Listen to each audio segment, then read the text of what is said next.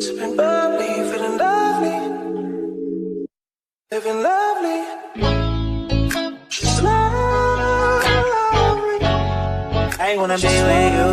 Ay, I wanna be with you. I wanna be with you. Ay, I wanna be with you. I wanna be with you. Me, just love me.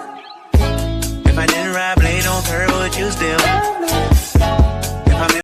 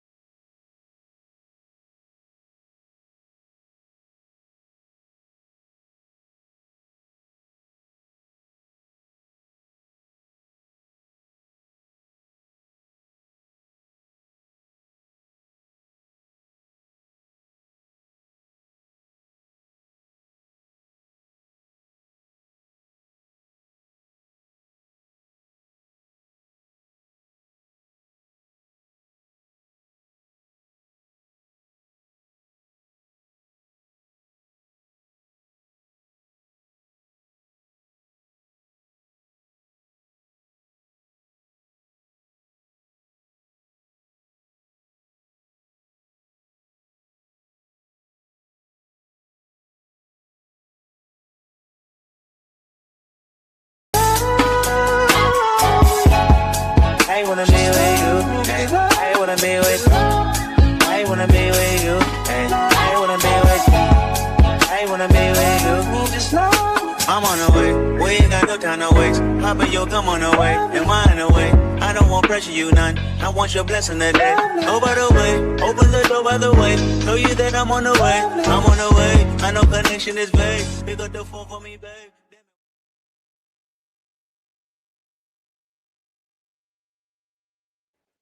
Going on, everyone? How's everybody doing this morning? Appreciate all you guys being here. Appreciate you, Groovy. Appreciate you, Eugene. Johnny, what is up, Johnny? Happy 420, Johnny. Happy 420, Johnny. Andre, appreciate you being here. Cleese, appreciate you being here. Xavier, She Loves Fantasy, appreciate it. SJ, appreciate you guys. And everybody that is watching that is not in the chat, appreciate all you guys being here this morning with me to hang out. We have a few things to talk about.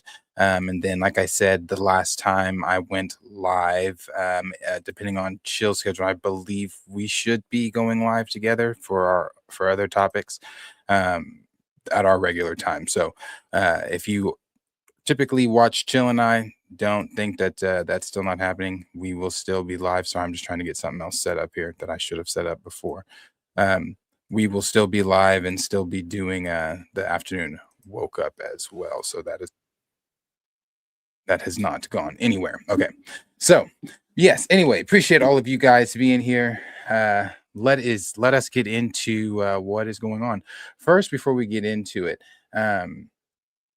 She Loves Fantasy says she hasn't finished the new Maul episodes yet. I just finished them.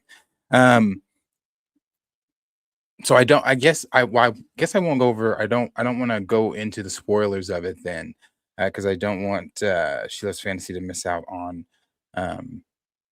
the show and what I have to say and things like that. So I won't go into any spoilers or anything like that. But one thing I will say about it, these two episodes were probably when it comes to action, they were slower than the previous episodes, but you're still, as a Star Wars fan, you guys know that sometimes it doesn't, not just a Star Wars fan, especially if you're a Game of Thrones fan, sometimes the greatest stuff from the show doesn't always rely on the action, or sometimes people were saying like, where's the dragons? Sometimes those some of the best scenes in Game of Thrones don't even involve the dragons. So I think that is somewhat what was delivered in these two episodes. The action that was given at the very end of the 6th episode was Fantastic. It was fantastic. It was great. Great action, great dialogue. There was great suspense. You can actually feel in this in the from those two episodes, you can actually feel the stakes of what's going on with the Empire occupying Janix and having, which is, I don't think this is a spoiler. We know this is happening. Um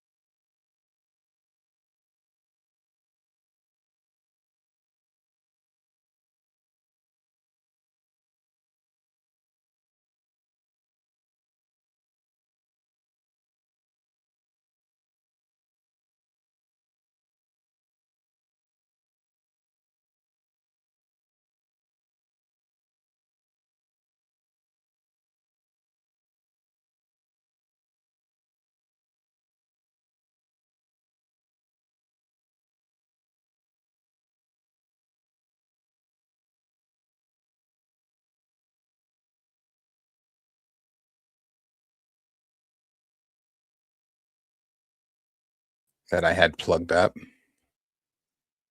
and it messed with my breaker.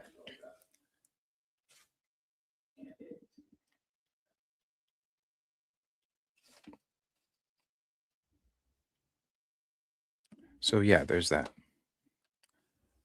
I'm almost back up. For everybody that stayed patient, much appreciated.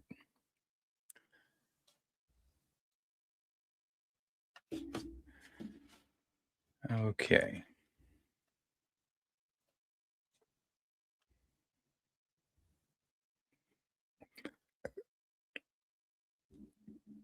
Yeah, the breaker. Yeah, it was the breaker. All right. Anyway, uh we were talking about, let me fix one more thing here actually. We were talking about Maul. Actually, I'll keep that.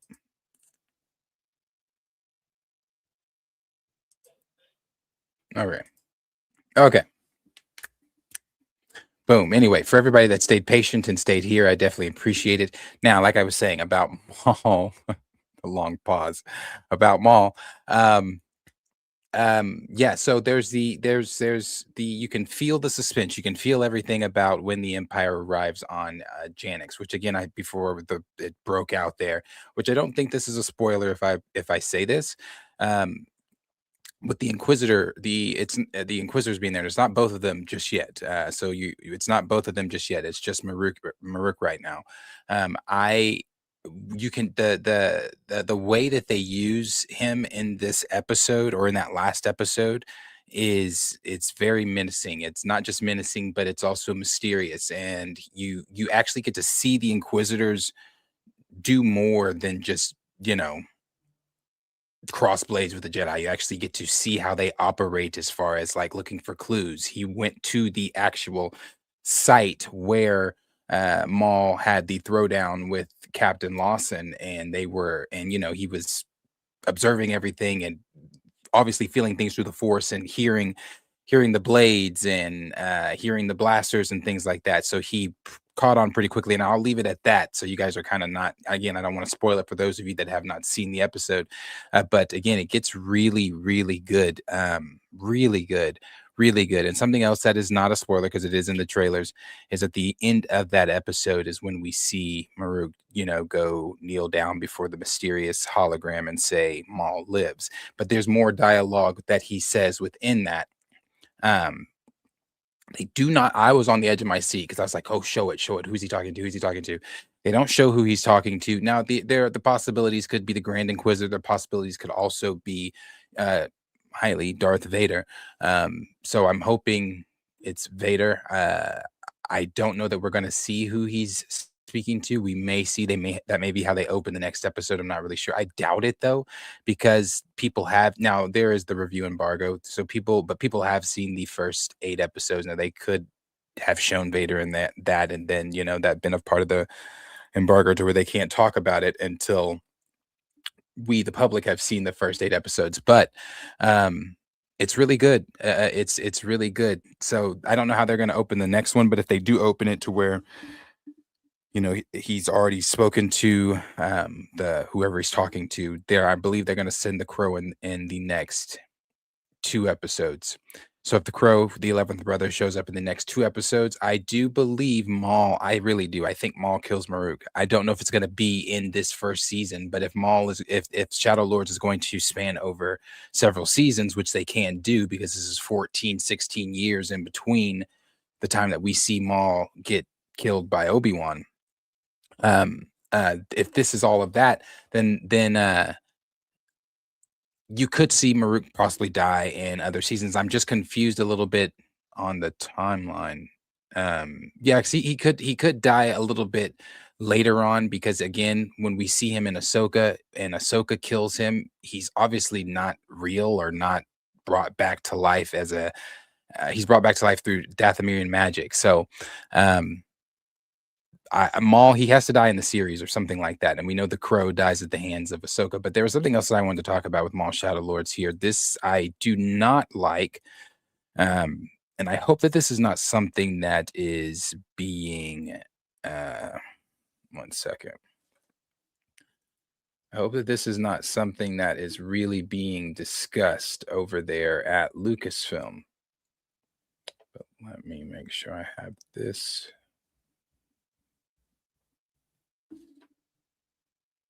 Okay.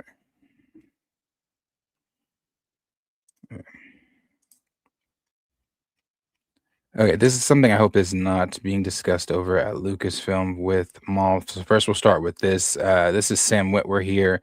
And I don't think he's talking about the part I'm talking about, but let's hear what Sam Witwer's talking about here.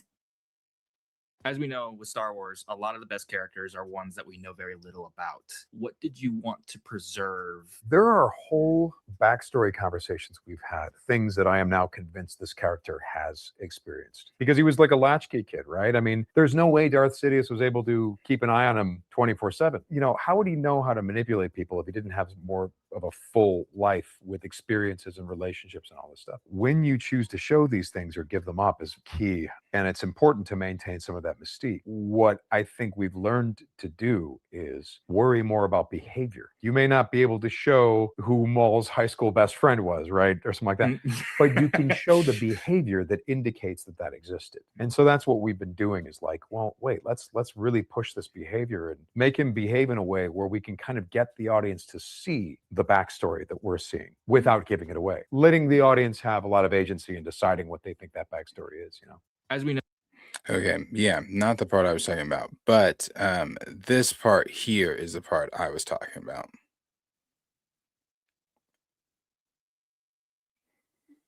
This one here. All right. Oh, you guys can't see that. It's not showing that. Okay, let me share that then.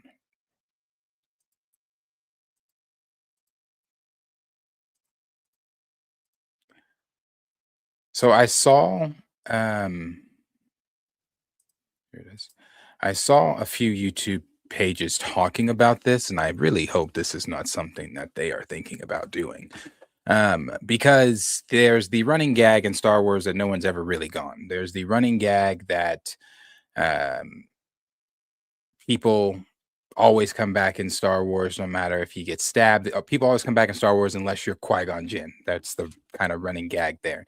So we've got here that Lucasfilm execs on whether Darth Maul survived his Star Wars rebel death. You never know. No, we know.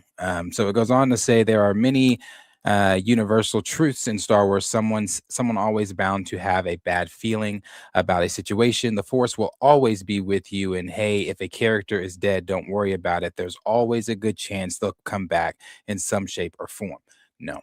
They got to stop this. It sometimes seems like the whole Mandalorian era of Star Wars only exists to explain why Emperor Palpatine exists in the sequels. And if not Palpatine, consider characters such as Asajj Ventress, Fennec Shand. Well, Asajj is not dead, first of all. Fennec Shand is also not dead. Even Kylo Ren, who is dead, had a return plan before Disney rejected it.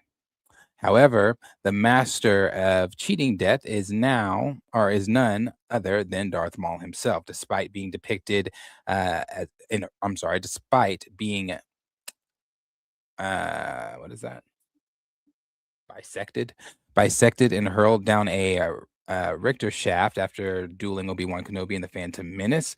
Darth Maul returned a decade later with a brand new set of spider legs. He survived by tapping into the power of the dark side, blah, blah, blah, blah. We all know that part right there. But anyway, this is where they're talking about this here. Let's see, the return. All right. Maul voice actor Sam Witwer on the other hand. Oh, wait, this must be it's here. Sorry. It is here. Over the years, Maul has faced many close calls, but it was in Star Wars Rebels episode Twin Suns Maul finally met his fate at the hands of Obi-Wan Kenobi. For real this time, because his final death is already established, we know that Star Wars Maul Shadow Lord series, which is set earlier in the timeline, will have Maul fairly unscathed. Yet, we also know Maul is an incredibly popular character. Maul Shadow Lords already has a second season confirmed, and the character has had several spin-off comics over the years. Could we get a somehow Darth Maul returned in the future. No, I hope no. You never know. You never know. Shadow Lord's executive producer Brad Raw tells Polygon. We're just focusing on this one at the time period right now. Now, there are a lot of people that are speculating because that's what he gives here. Now, this is what Sam Witwer said about it. Sam Witwer, now, this is why a lot of people are running with this because of what Sam Witwer said right here. He says, clone him, make an army of him, just do it. Let's get it over with. I couldn't imagine. I did not foresee that Maul would have a show named after him. I never even considered it. If there's any possibility that that's Dave Filoni's purview. No. So people have been running with this whole clone him thing, blah, blah, blah. Does Sam Witwer know something that we're not? You know, they're putting all this emphasis on Maul and blah. So I saw a few videos of people saying that they would like for, wouldn't it be interesting if they brought Maul back using Dathomir magic, trying to connect the whole thing with Thrawn, saying, you know, Thrawn is going back to Dathomir. That's what we saw last in Ahsoka season 2. When he gets back to the known galaxy, he is going to Dathomir. And what are they going to Dathomir for? And blah, blah, blah, this kind of stuff.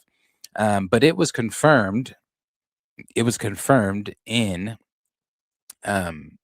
Star Wars Rebels. It was confirmed by Dave Filoni that Obi-Wan burned Darth Maul's body after killing him in the Twin Sons episode in Rebels. However, what a lot of people are growing with, again, is the cloning him aspect. In Legends, in the comics, Darth Vader does fight a cloned version of Darth Maul. He defeats the cloned version, but again, that's a Legends comic. There's a lot of crazy shit that happens in the Legends Star Wars comics. But I don't want them to clone Darth Maul. I don't want them to bring Darth Maul back. They were talking about having Darth Maul be at, you know, Thrawn needing a force wielder at his side. Don't do this. Don't do this. I don't know if this is just a fan theory. I don't know if this is something that Lucasfilm is thinking about. You know, don't do this. Do not bring Maul back. If you've got 14 years of Maul to give people that span from the time we are viewing currently to the time he dies in Rebels, we do not need to see a cloned version, a live action version with Sam Witwer playing him in these Mandoverse, whatever the fuck they're doing. No, it's already botched enough. That they said it themselves in this article we just read. They're always the whole Mando series seems like it's trying to explain how Palpatine returned. Yes, because it's so botched. So it's already botched enough. We don't need to put Darth Maul in it. We don't need to bring him into live action. I just think that is a terrible, terrible, terrible, terrible idea. So I like the show, but cloning him and bringing him into the Mandoverse stuff, I really hope that's not something that is really on Lucasfilm's mind. But again, I like the show. I like what I've seen so far for Lawrence and She Loves Fantasy. And those of you that have not seen, they do love Sam.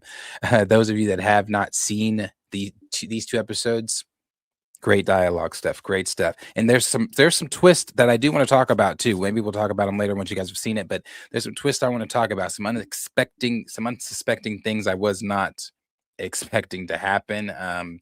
People joining forces that I wasn't expecting to join forces.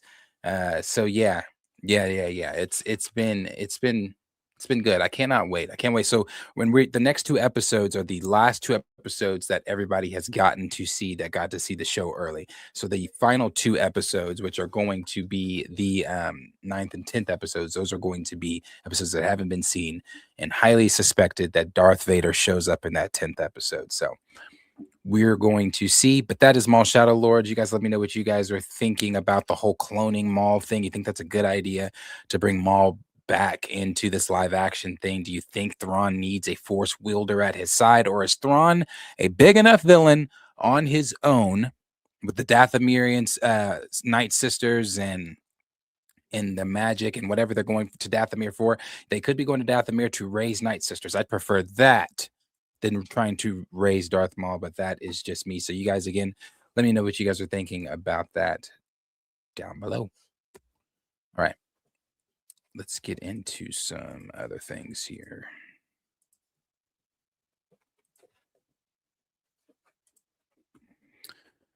All right. What else is on the docket? All right. So since we're on Star Wars, we'll just stay on Star Wars and we'll go to the Mandalorian and Grogu. This is a surprising one here. So the reason I said in the title shocked by the Mandalorian and Grogu is simply because there's a lot of fan theories out there and a lot of people speculating, and I think not just speculating, but I think also with some inside knowledge that Grogu or the Mandalorian and Grogu is going to have some flashback scenes in there and have some flashback scenes that involve um, Stinky, the 2008 old animated movie that involves Stinky, and had Anakin in it, had Ahsoka in it, and things like that. Now, is that something that they're really going to do? I don't know, but this is a body mold that they made for the film. So why else would you make this if there's not going to be flashbacks of Rhoda? And the only other time that we've spent times with Rhoda was again in the 2008 Clone Wars animated film, where he had to be rescued by the Republic, and Anakin and Ahsoka had to return him to Jabba. So there's the possibility that that could be something that they are doing. This is one of the, a picture here that everybody's been sharing. Excuse me. Everybody's been sharing. So I honestly would not mind seeing this at all. I wouldn't mind seeing the live action version, because the film, if you want to connect this somehow and have, I mean, again, you don't have to do this, and this doesn't simply make the film instantly good for me, but if you want to connect this somehow to the Clone Wars, to relevant characters outside of Rhoda, because Rhoda's just not a relevant character for people that have not seen that, and have not seen the '08 animated film, you could see this is how Rhoda is connected to all of this stuff and everything like that. He is Jabba's son. He was once kidnapped by the Separatists, Count Dooku, as a ploy to manipulate the Hutts into not siding with the Jedi and the Republic, and blah blah blah blah blah blah blah blah blah. And it was up to Jedi Knight and his Jedi Knight Anakin Skywalker and his Padawan Ahsoka Tano to save him and return him back to his father. So if they did this, I would honestly really like this. I really would. It doesn't have to be long. Just, quick, boom, boom, boom, flashback, boom, boom, then he's there. But why else would they make this, if you're not going to go back to that time? Now, it could just be going back to him as a kid with Jabba, even. They could just be showing something flashback that's never been seen before of him as a kid with Jabba. Boring. But, I mean, that's still cool, I guess. You get to see Jabba again, but you still get to see Jabba if you put Anakin and Ahsoka in it as well, giving him back to Jabba. So I like that. I really do. I like the whole thing of possibly having Jabba show up in the film, but not just Jabba, having Stinky show up as well. Was not trying to go back. Having Stinky show up as well, but as a little kid there. And then this too. This was another thing that they showed. So this is our other look here. No. This is our other look here at Adam. And I was, be honest, he doesn't look bad here. Doesn't look bad here. One of the things I've been saying is that I think that they're trying to stay away from the showing him, because the CGI, VFX, things like that. He doesn't look too bad here. Now, again, this character is in 90, at least what they say, 90% of this film. So if he's in 90% of the film, we're going to see a lot of Rhoda. But it doesn't look bad. Doesn't look that well. He doesn't look that bad. I'm not saying the film doesn't look bad, because I'm still not impressed with what I've seen, even from that last trailer. It's the best trailer they've given, but still not impressed even from that last trailer. There was a TV spot though that showed a little bit of what they got to see at CinemaCon and D23 or Star Wars Celebration, of him going through the hall shooting the stormtroopers, the snowtroopers. That looked good. Looks good. Jay the Informant, it looks like the Rock Pokemon. Yeah, so Road to the Hut, Mando Grogu. Damn. Pleasantly surprised by it. But you guys, I think I have one more article here, so hold on. One more article here from Mando Grogu.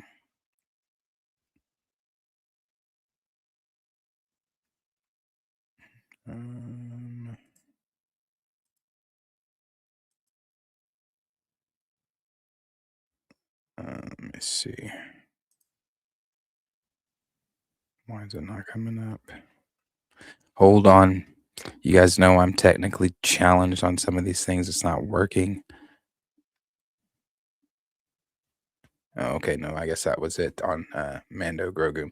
So yeah, you guys let me know what you guys are thinking. Are you guys interested in seeing Mando Grogu from the last trailer there? Did the last trailer that was shown really interest you in that? Or are you guys still on the fence about Mando Grogu if you were ever on the fence? Or are you still excited if you were excited about it? It comes out in a month.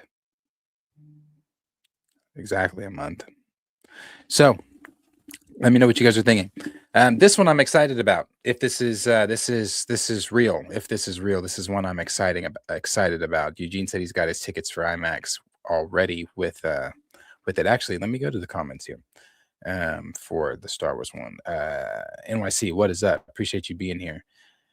Johnny said, you got the MacGuffin of the words between worlds. Yeah, that's true. World between worlds. When Star Wars introduced that, to be honest, it was anything is possible. It is. However, Dave has answered that before. He has said it is not time travel. Now, they could go back and do anything that they want to do. I just really hope that they do stick to what he said and they don't make it time travel. That I don't want this to be the Marvel Cinematic Universe to where, hey, something we don't like, we can just go back in time and fix it, just like they're going to do with, which we're going to get to as a topic, what they're going to do with Endgame. They're going to connect it and say, hey, everything since WandaVision, some of the stuff, some of those projects, none of that matters because Steve Rogers, Endgame, new shit, go see it, September.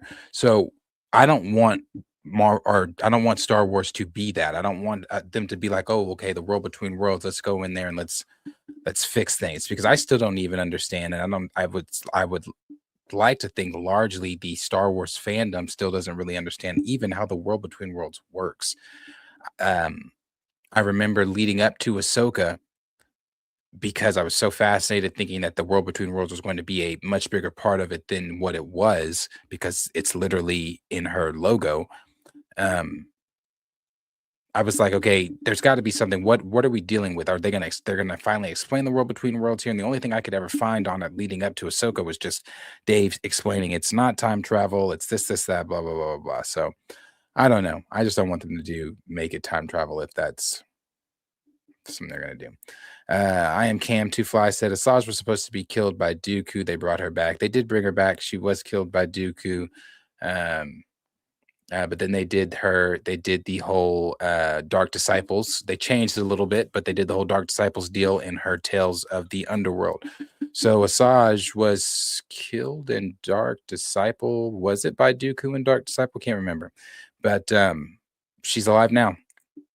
And canonically, that's how it happened in the book, too. She did come back in Dark Disciple. Let's see. I am Two Fly Cam also said, so Maul is a roach now, never really dead. They better not do that. I love Maul. I love what they've done with Maul, because for me, Maul was that really cool character that I saw in Phantom Menace, but it wasn't like I was like really, really in love with Maul. I was in love with his saber for sure, but I wasn't really, really in love with Maul as a kid. But I liked him. I thought he was cool.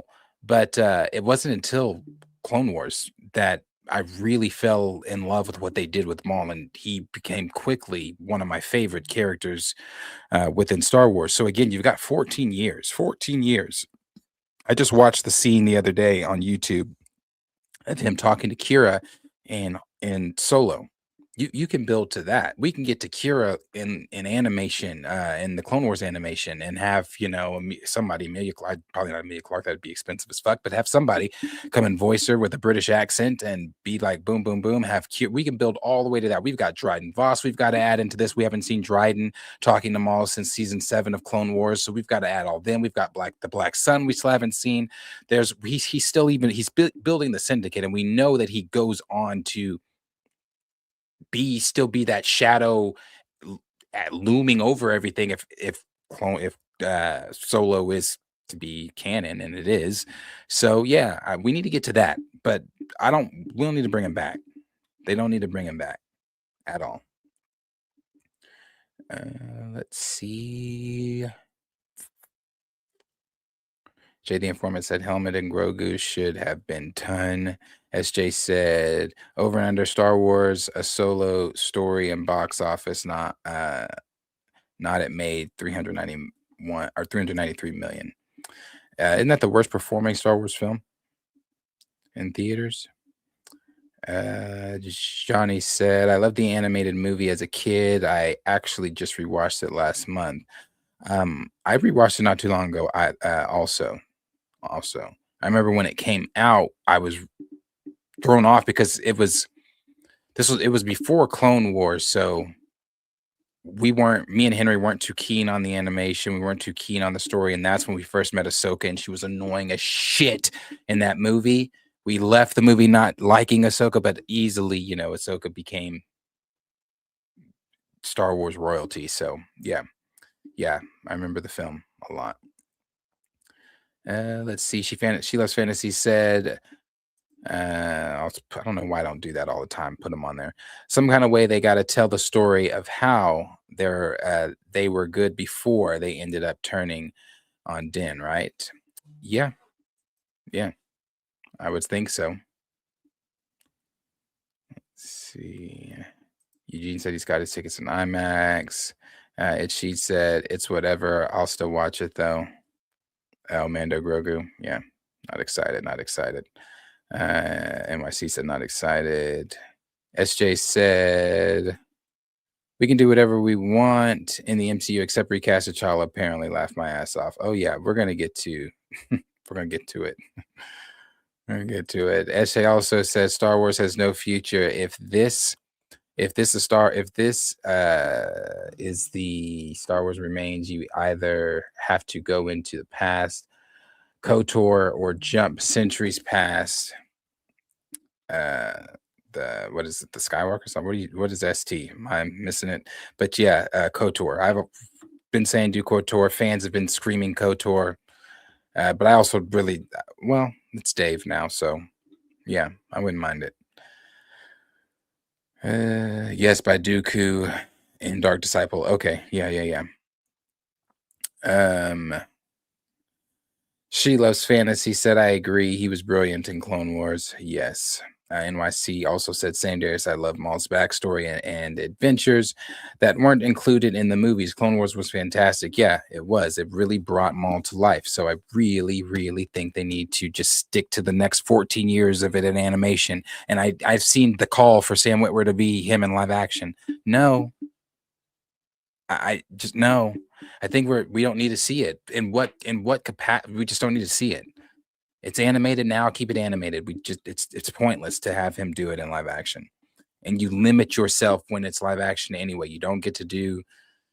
I was just watching Maruk fight before this episode. I watched Maruk fight Ahsoka just to see how he died again and watch, because I hadn't seen Ahsoka since Ahsoka aired, to see how the Dathomirian magic came out of him, just to see all that kind of stuff, to confirm some.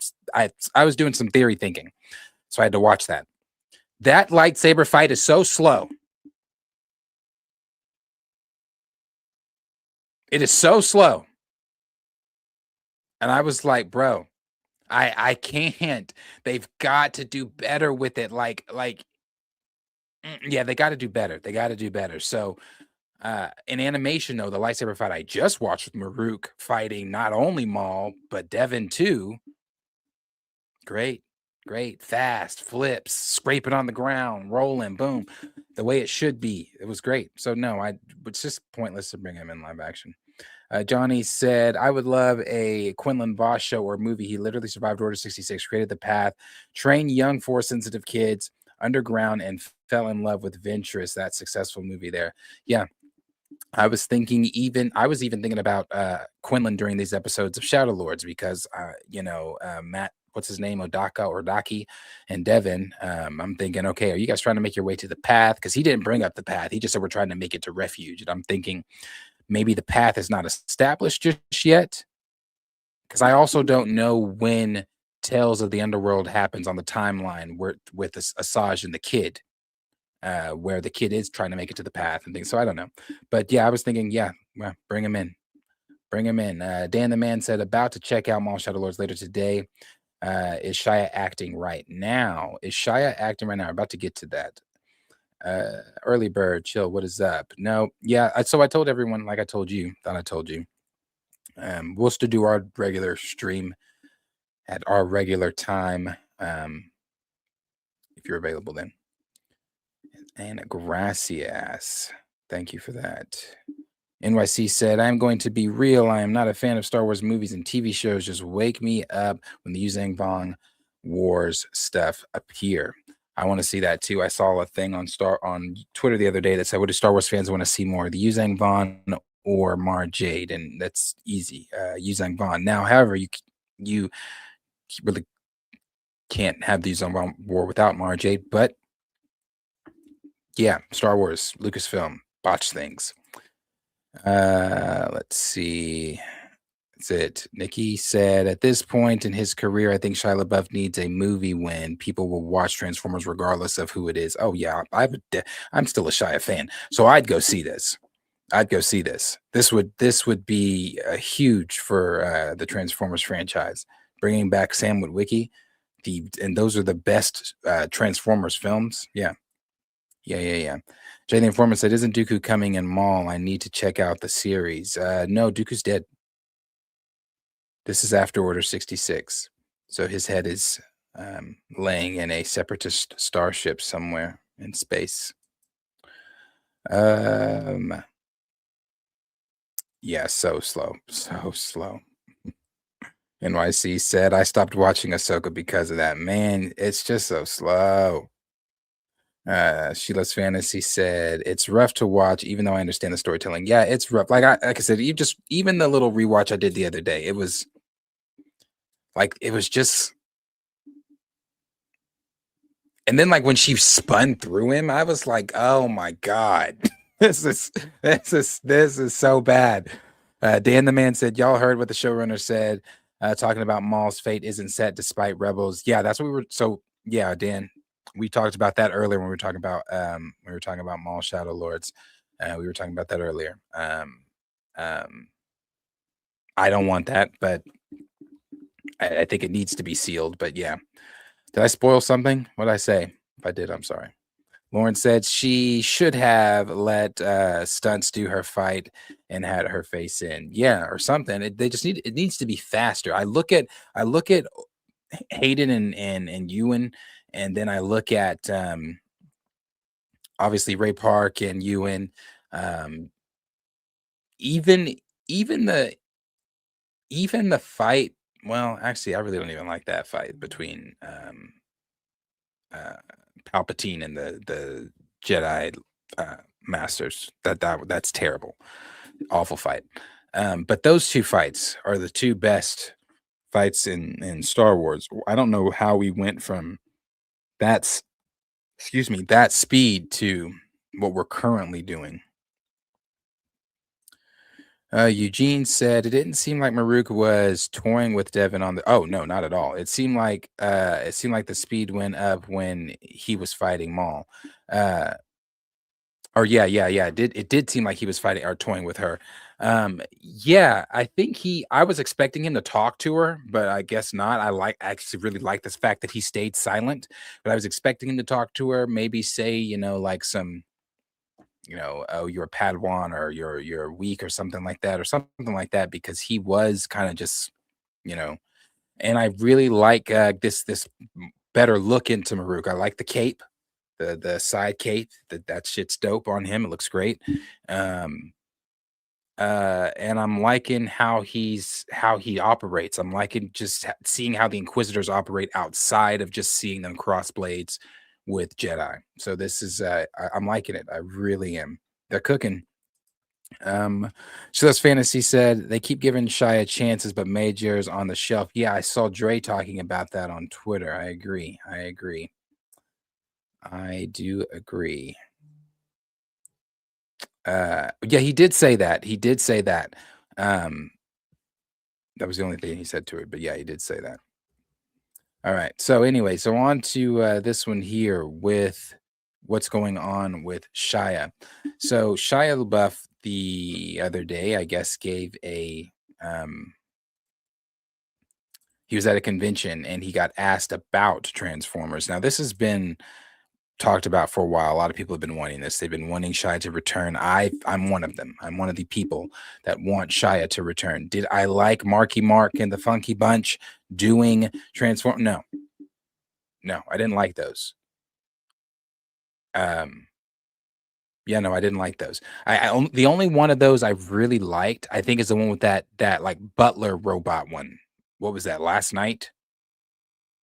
Which is Last Night? Which one is Last Night?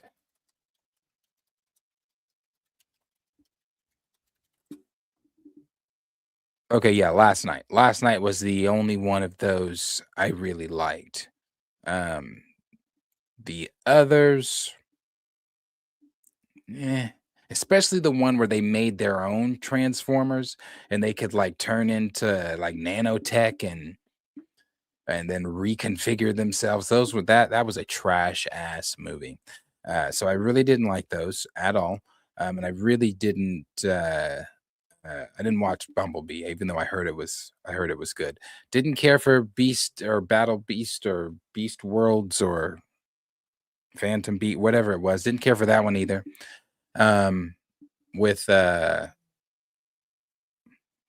didn't care for that one either. Yeah, so the last really good ones were the ones with Shia. So I think they need to bring back Shia. I've been saying this. The fans have been wanting this. Sam Witwicky is a liked character. But this is the article. It's saying Transformer star Shia LaBeouf is reportedly eyeing a return as Sam Witwicky in the next live-action installment of the franchise, according to BR Studios, who attended the Steel City Con this month, where the actor made an appearance. Did he go off on anybody? LaBeouf seemingly confirmed he is working on reprising his role. While at the event, LaBeouf reunited with the legendary Transformer voice actor Peter Cullen and Frank Welker, which he shared in a social media caption, "Rollout." Autobots. Then he says, interestingly, Michael Bay is also said to be returning to direct the new Transformers movie over at Paramount, and the same director of the beloved LaBeouf trilogy. According to the fans who claims to have interacted with the actor at the event, LaBeouf revealed that he's working on it and should be in the next Transformers movie. That's what he said. He should be in the next Transformers movie. The fans claim to have told, now he could have been on some shit, I don't know. The fans claim to have told Fury Star, now I really like Shia LaBeouf though, so I'm not like dogging Shia. I really like Shia. I think he's, had some rough times. I think he just needs some help. I like Shia. The fan claims to have told the Fury Star to keep making awesome movies, to which LaBeouf responded, "More of these." The fan then claims, "I paused and pointed to my shirt. Wait, the Transformers franchise, you're coming back." And he said, "I'm working on it." However, it should be noted that there have been no reports as of writing that Shia LaBeouf is in talks to return as Sam. In fact, there have been few updates on the next movie in general. So I don't know when this report was. This report was made on when did they put this out? So December. It's going out December. So people have been sharing this from what he said, I guess, as of recently or whatever. And that's not true though on the whole, not heard anything. We did recently just hear that they are currently writing the script for the revised reboot Michael Bay films over at Paramount. And I do believe that they'll bring Shia back. This has been something that fans have been wanting.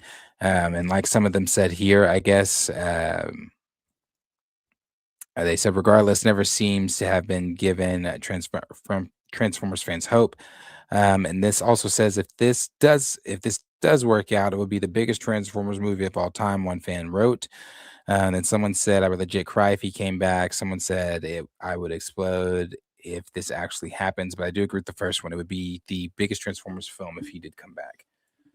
If you brought him back, and not just him back, if you brought them all back, Josh Duhamel, Megan Fox, Tyrese, bring them all back. If you were to bring them back, and I don't know what the stakes would be in the film, but, you know, it's endless. It's sci-fi. It's robots. So, yeah. Bring them all back, have there be some crazy billion-dollar event that could get asses in the seats for a summer movie, and then boom, Transformers is back. Then you could do another strong trilogy with Shia. Get Shia some help. Get him off that's whatever he's doing. Get him some help. Get him back in some movies, and boom. Yeah. But I was a big fan of Shia's original trilogy, so I really think this would be a good idea. A really good idea. I don't think you need to go another route and get another actor in here and have this person meeting the Autobots and everything for the first time. We just saw that in whatever it was, Rise of the Beast. Thank you, Sheet. Sorry. Yeah. So we don't need to do that. We just saw that. Don't do that again. Bring back Sam Witwicky. Bring back everybody. Those Autobots, that style. I know that Rise of the Beast is supposed to be it's a prequel to the prequel, whatever. It's a prequel, sequel. It's a prequel. So yeah, it's I know that's that. So, but this could be after, so I'm fine with that. Bring this on back, bring Sam back. Let's do it. But I think this is a good idea. So if Shia is on board and the studios are on board with, and it's Paramount, so I don't see why they wouldn't see Shia's behavior as fine by their standards. So yeah, they would. I could see them bringing back Shia and it'd be all right for them. So yeah, you guys, though, did you like Shia's films the most, or what were you guys into? Were you into Shia's? Were you into Marky Mark's? Which one?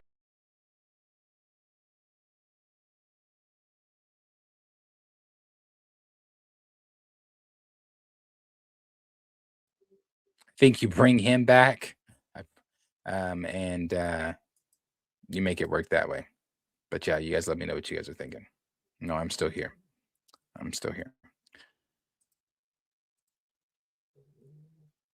I pressed X on the wrong deal.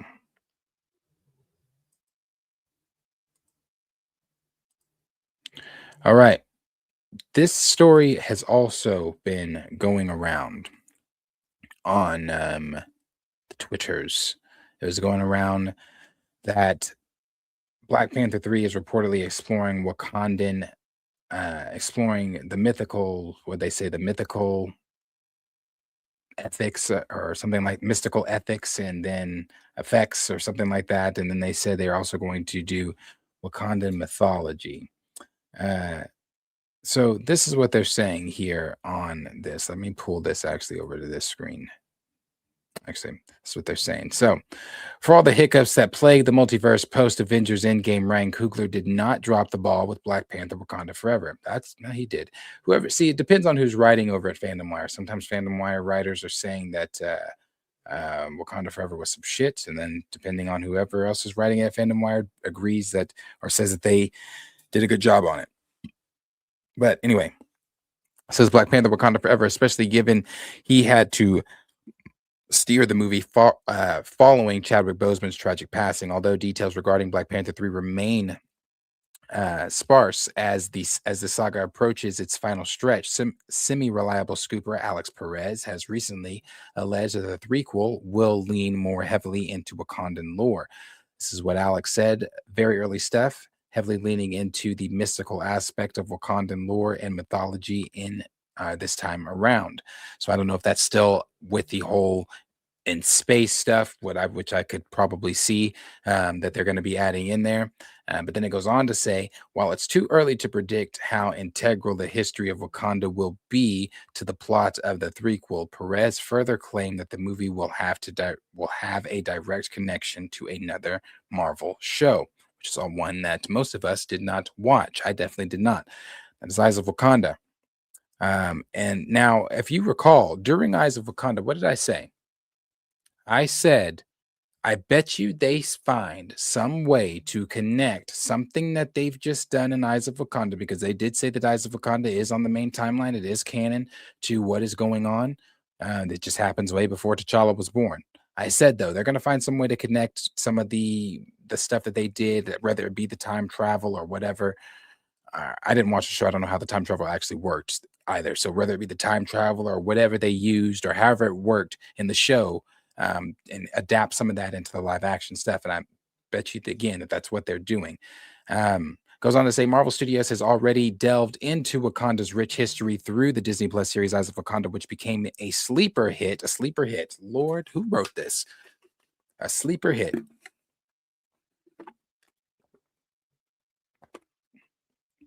Now, I don't have the numbers in front of me. I can tell you it wasn't no damn sleeper hit. It was a sleeper, but it wasn't a hit. And not the good kind of sleeper. Goes on to say the 4-part anthology series, which spans different historical periods, includes ancient Greece, the Trojan War in the 1990s, following the Wakandans, secret police, and their quest to retrieve stolen vibranium. Then it goes on to say, although the live action MCU entries tend to overlook the event of the animated shows, in the case of Eyes of Wakanda, the series is not only canon to the main timeline MCU, but reportedly also has ties to Ryan Coogler's upcoming. Oh, I didn't know that. I didn't read this article before. I didn't know that it had ties to the prequel. So, okay, so which brings me, okay, hold on. According to Perez, while it can't be said for certain if this will be the case for the threequel, if the threequel indeed leans towards Wakandan lore and mythology, it's easy to see how the events of the series could be referred or referenced in the movie. What is Wakanda mythology, Black Panther lore explored since the IP's creation back in the since the IP's creation back in the mid-60s, the history of the Black Panther and Wakanda has only deepened over the years. Beyond their technology prowess as a sovereign nation, the mythology surrounding Wakanda dates back eons, comprising gods, afterworlds, etc. At its center exists Bast, the Panther goddess, who is also directly linked to the creation of the Black Panther mantle, as she is responsible for guiding the first Black Panther to the heart-shaped herb with a vision. Other gods include not sure. Don't want to. I know that one. I don't want to butcher the name. Who represents war, hunger, and creation, respectively. And together they form the Orsura Wakandan Pantheon.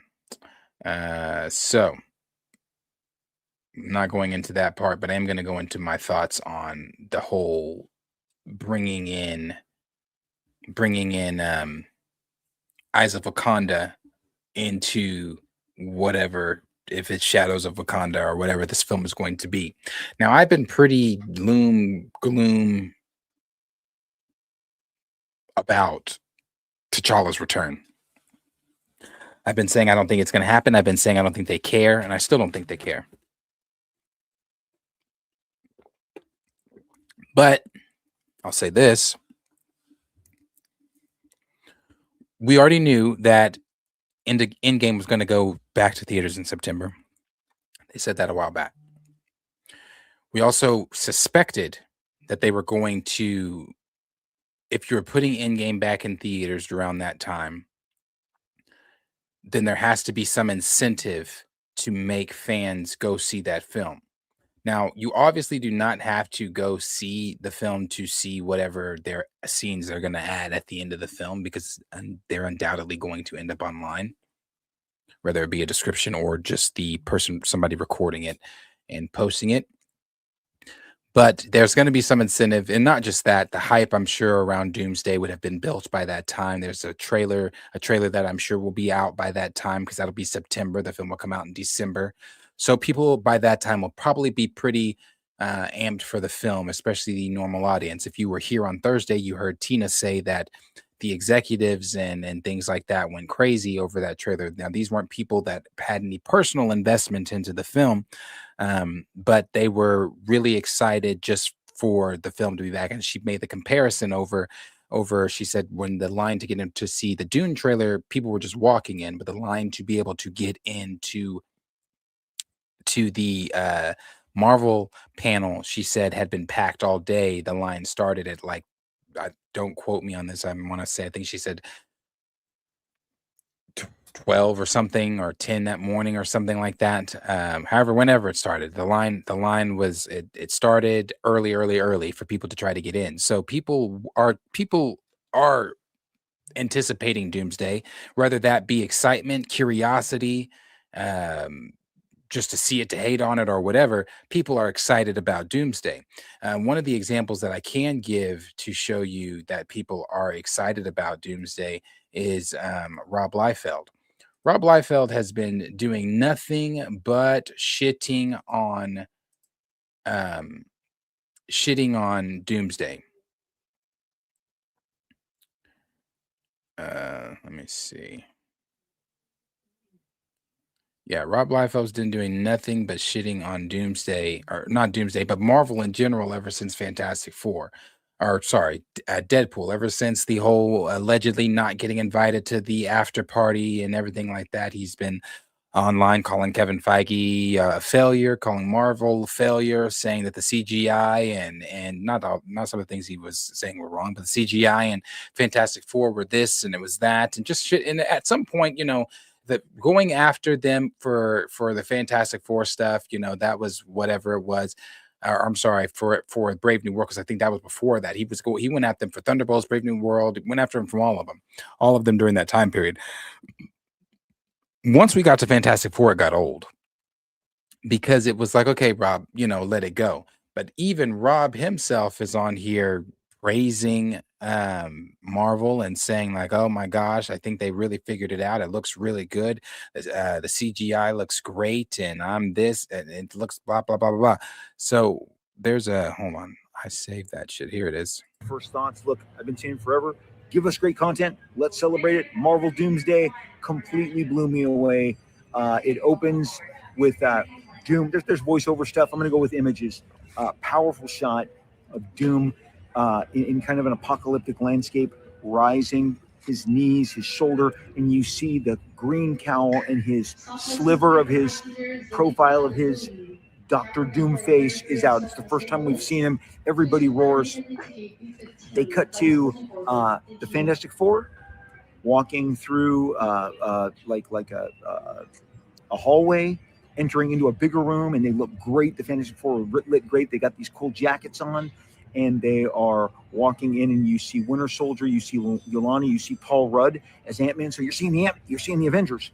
Look, the other highlights as they do this is you see Xavier and Magneto, some of that stuff that they did. There's those teasers, but then you get to this fight scene where they're trading blows. Gambit, Shang-Chi, and you see these two figures trading kicks, and Gambit's wielding his sword, a much leaner, modern version of Channing Tatum, and he flips his cards, and then like he's in battle position. You've already seen him wield the staff, the kicks, the hits. Then you got Shang-Chi, and he's looking like, whoa, what am I up against here? It looks like it's taking place on the second story of the Xavier's mansion. We'll see. You've got Namor, who looks much more streamlined. The Namor that I grew up with his blue bodysuit. A lot of the Wakandians are there, and the female Black Panther, she goes into her action Forgive me, I don't have names right now. I'm blank. I'm fried. The female Black Panther, her mask goes fully on. She goes into her battle pose. There's a shot then when you see Thor and his hammer is approaching from what's in the distance, a very tiny figure. It's very clearly Dr. Doom. Eventually he rises up with his hammer and looks to slam down on him. And poor Thor can't get a break. People can always counter his hammer. Dr. Doom catches the hammer in his hands. And it's like, and Thor really realizes, holy crap, what am I up against? There's another shot of the Fantastic Four and the Avengers meeting with the Wakandians. We've all seen kind of that shot as well. Then the last shot that you've heard about, these are my highlights, what I took away, the stuff that has me the most juiced. It is superhero team up spectacular, the stuff that I've been wanting to see since I was 7 years old. In 1974, this is the kind of stuff that we've all been wanting to see. There's a great Yolanda versus Mystique, and Mystique looks more like the comic book Mystique than she's ever looked before. She's got the white collar, the white and blue. She turns into Yolanda, so it's Yolanda battling Yolanda. But not Yolanda, you're battling Yolanda. Mystique looks fabulous, and then it ends with Thor is clearly talking to someone who he reveres, and he's like, "Let's see if it's really you." And he lifts up his hammer, and you see a gloved hand, brown leather glove, and it's Captain America. Chris Evans' long hair and the hammer. Yeah. So anyway, this, if you've been following Rob or whatever, and even if you don't follow Rob, maybe you've just seen it on Twitter.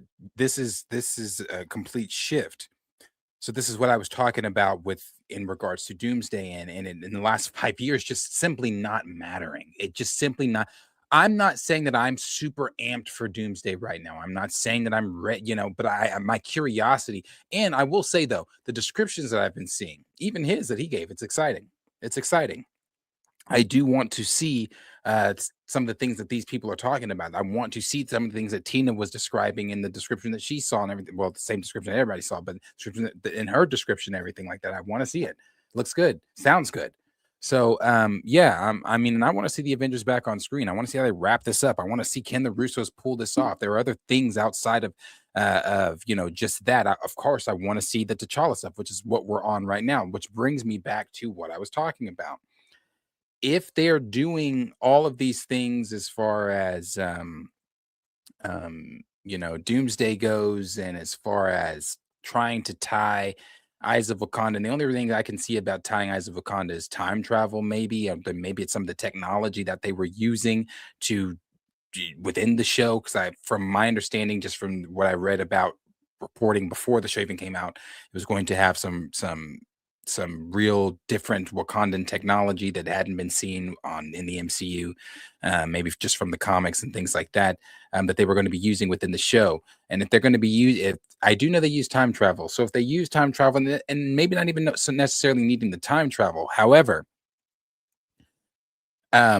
with them putting Endgame, that's where I was going with it. With them putting Endgame back in theaters, with them showing that there's going to be new scenes and things like that, you're basically telling, and this is what a lot of fans are thinking too, you're basically telling, we have nothing confirmed from Marvel Studios, telling us that the last 5 years, like I've been saying, don't fucking matter.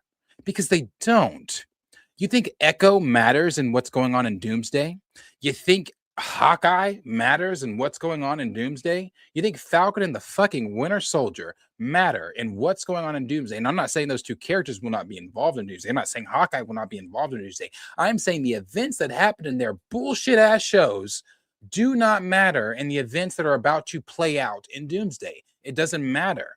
It doesn't matter that Hawkeye was Ronin and that was the whole mysterious mystique of that boring ass show. It doesn't matter that Echo was doing whatever the fuck she was doing in her show, trying to figure out who killed her dad or something. Who cares? It doesn't matter that there was some virus, whatever Falcon Winter Soldier was about. There was some damn virus that was too close to COVID or something, or the Flag Smashers or whoever the hell. That you think they're bringing up the Flag Smashers? And so the last 5 years doesn't matter. The only shows that you're probably going to get a harken back to is WandaVision. You're going to get a harken to Vision Quest, because Vision Quest is supposedly forming the champions at the end of that. Supposedly, according to Alex Perez, Scott at the Cosmic Circus, Kamala Khan and Cassie are going to be showing up at the end of Vision Quest to recruit Wiccan and Speed. I like that. Bring the champions. Bring on the champions. Bring them in. Bring them into because again, that lines up with the other leaks and stuff we heard about Doomsday, about them doing some makeshift version of Children's Crusade, because Wanda is going to be a tool used by Doctor Doom. That Doctor Doom was married to Wanda, using her as a tool in Children's Crusade. It's going to be the MCU's version of however they do that, but they're going to get that team together. So you're having shows, you'll have to harken back to those two shows. You'll probably have a harken back to, obviously, maybe Quantum Mania, maybe, but according to the scoopers and according to and they keep reiterating this, they're not bringing up Doom or Kang. Yeah, you'll probably have a harken back to Doctor Strange as well, and Loki. Yes, those as well. But they're not going to bring up Kang, from my understanding. Again, nothing's official from Marvel Studios, according to the scoopers. And if they've gotten some of these other things right, I have to kind of lean on believing this. Again, I don't know that this is set in stone, but they're not going to bring up Kang. How you do that, I don't know. But I've also seen people on Twitter in the comments of that saying, well, why would they bring up Kang? They concluded his story in Loki season 2. And maybe that is for people that watched Loki season 2, because I checked out of Loki season 2. And I know how it ended, though. Maybe that is the general audience conclusion, that's how they wrapped up Kang. Is this how they wrapped up their big bad or whatever? But then again, I don't think that now Loki season 2 will probably matter. A lot of that other stuff, I just don't think it's going to matter. I don't know how they're really going to handle Kang. I don't know. I don't know how they're going to do that. But those other shows, those other things, they don't matter. They don't matter. So when you get into changing things like that and I'm including Wakanda Forever in that. I don't think Wakanda Forever matters. I think that the events, let me put it this way. I think that the events matter as far as T'Challa, we watched them do the funeral. We saw what we saw in Wakanda Forever. I don't think that they're erasing Wakanda Forever, just like I don't think that they're erasing these shows. I just don't think those shows are going to be relevant in the grander picture of Doomsday. I don't think that what happened, the events of Wakanda, are going to be relevant in the grander picture of Doomsday either. However, if they're changing things like that and they're doing new scenes at the end of Endgame with Steve Rogers, because that's what the speculation is, it's going to be just a bunch of Steve Rogers stuff, probably. Maybe some stuff with Doom, maybe, I don't know. But they're going to connect it somehow, tie it together somehow, whatever the scenes are they've filmed. With this new universe, or with whatever you're doing there, with this Wakanda technology that you're going to be taking from Eyes of Wakanda, you could easily have T'Challa come back the same way that you're having all these other characters come back. And I kind of am leaning more toward believing they honestly might. I mean, I'm still really leaning toward they're just going to do that kid, but they honestly might bring T'Challa back. And I'm just going off of the whole new universe thing. And what was it that the Russos said? Hold on, let me see. How did they describe these scenes? They said,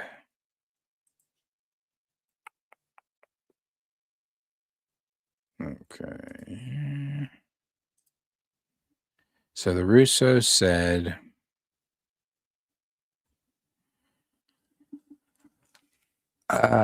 re-release includes blah blah blah. It's an opportunity to recreate the bridge from Endgame to Doomsday in a very unique way. Okay, so that was just that part. But I think again that they can bring him back in that way, and they honestly really might do that. I still struggle with the kid thing. I just don't see Ryan abandoning that. They might. I don't see him abandoning that idea and just like throwing that away. But then again, didn't Alex say something recently about that? Hold on, let me see.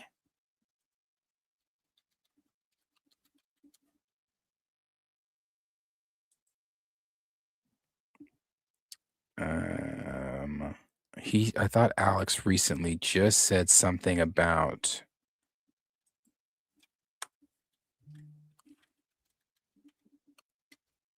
about Hey Auntie. I can't wait to see or hear Hey Auntie again or something like that.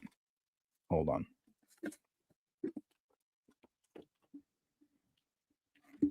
I swear he said something like that. It was about the Black Panther talk. On this one, he's for the Young Avengers. People were asking, where's Teddy and where's Eli? He said, one's MIA, one's hiding. We know Teddy's hiding. Eli's definitely MIA because they got to find a new actor. Because I don't remember brother's name, but he got in that fight at Disney World. Him and his family beat up another family. So he's not, I doubt he's still Eli. Where is it? Black Panther 3 stuff. I feel like I'm back too far now.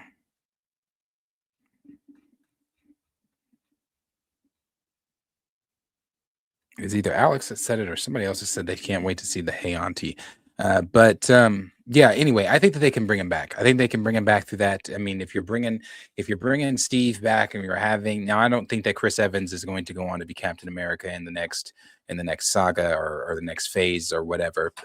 Alex actually even answered that. He said that someone asked him about the Avengers. He said they're going to be much, much, much younger. So I could see them being again much, much younger.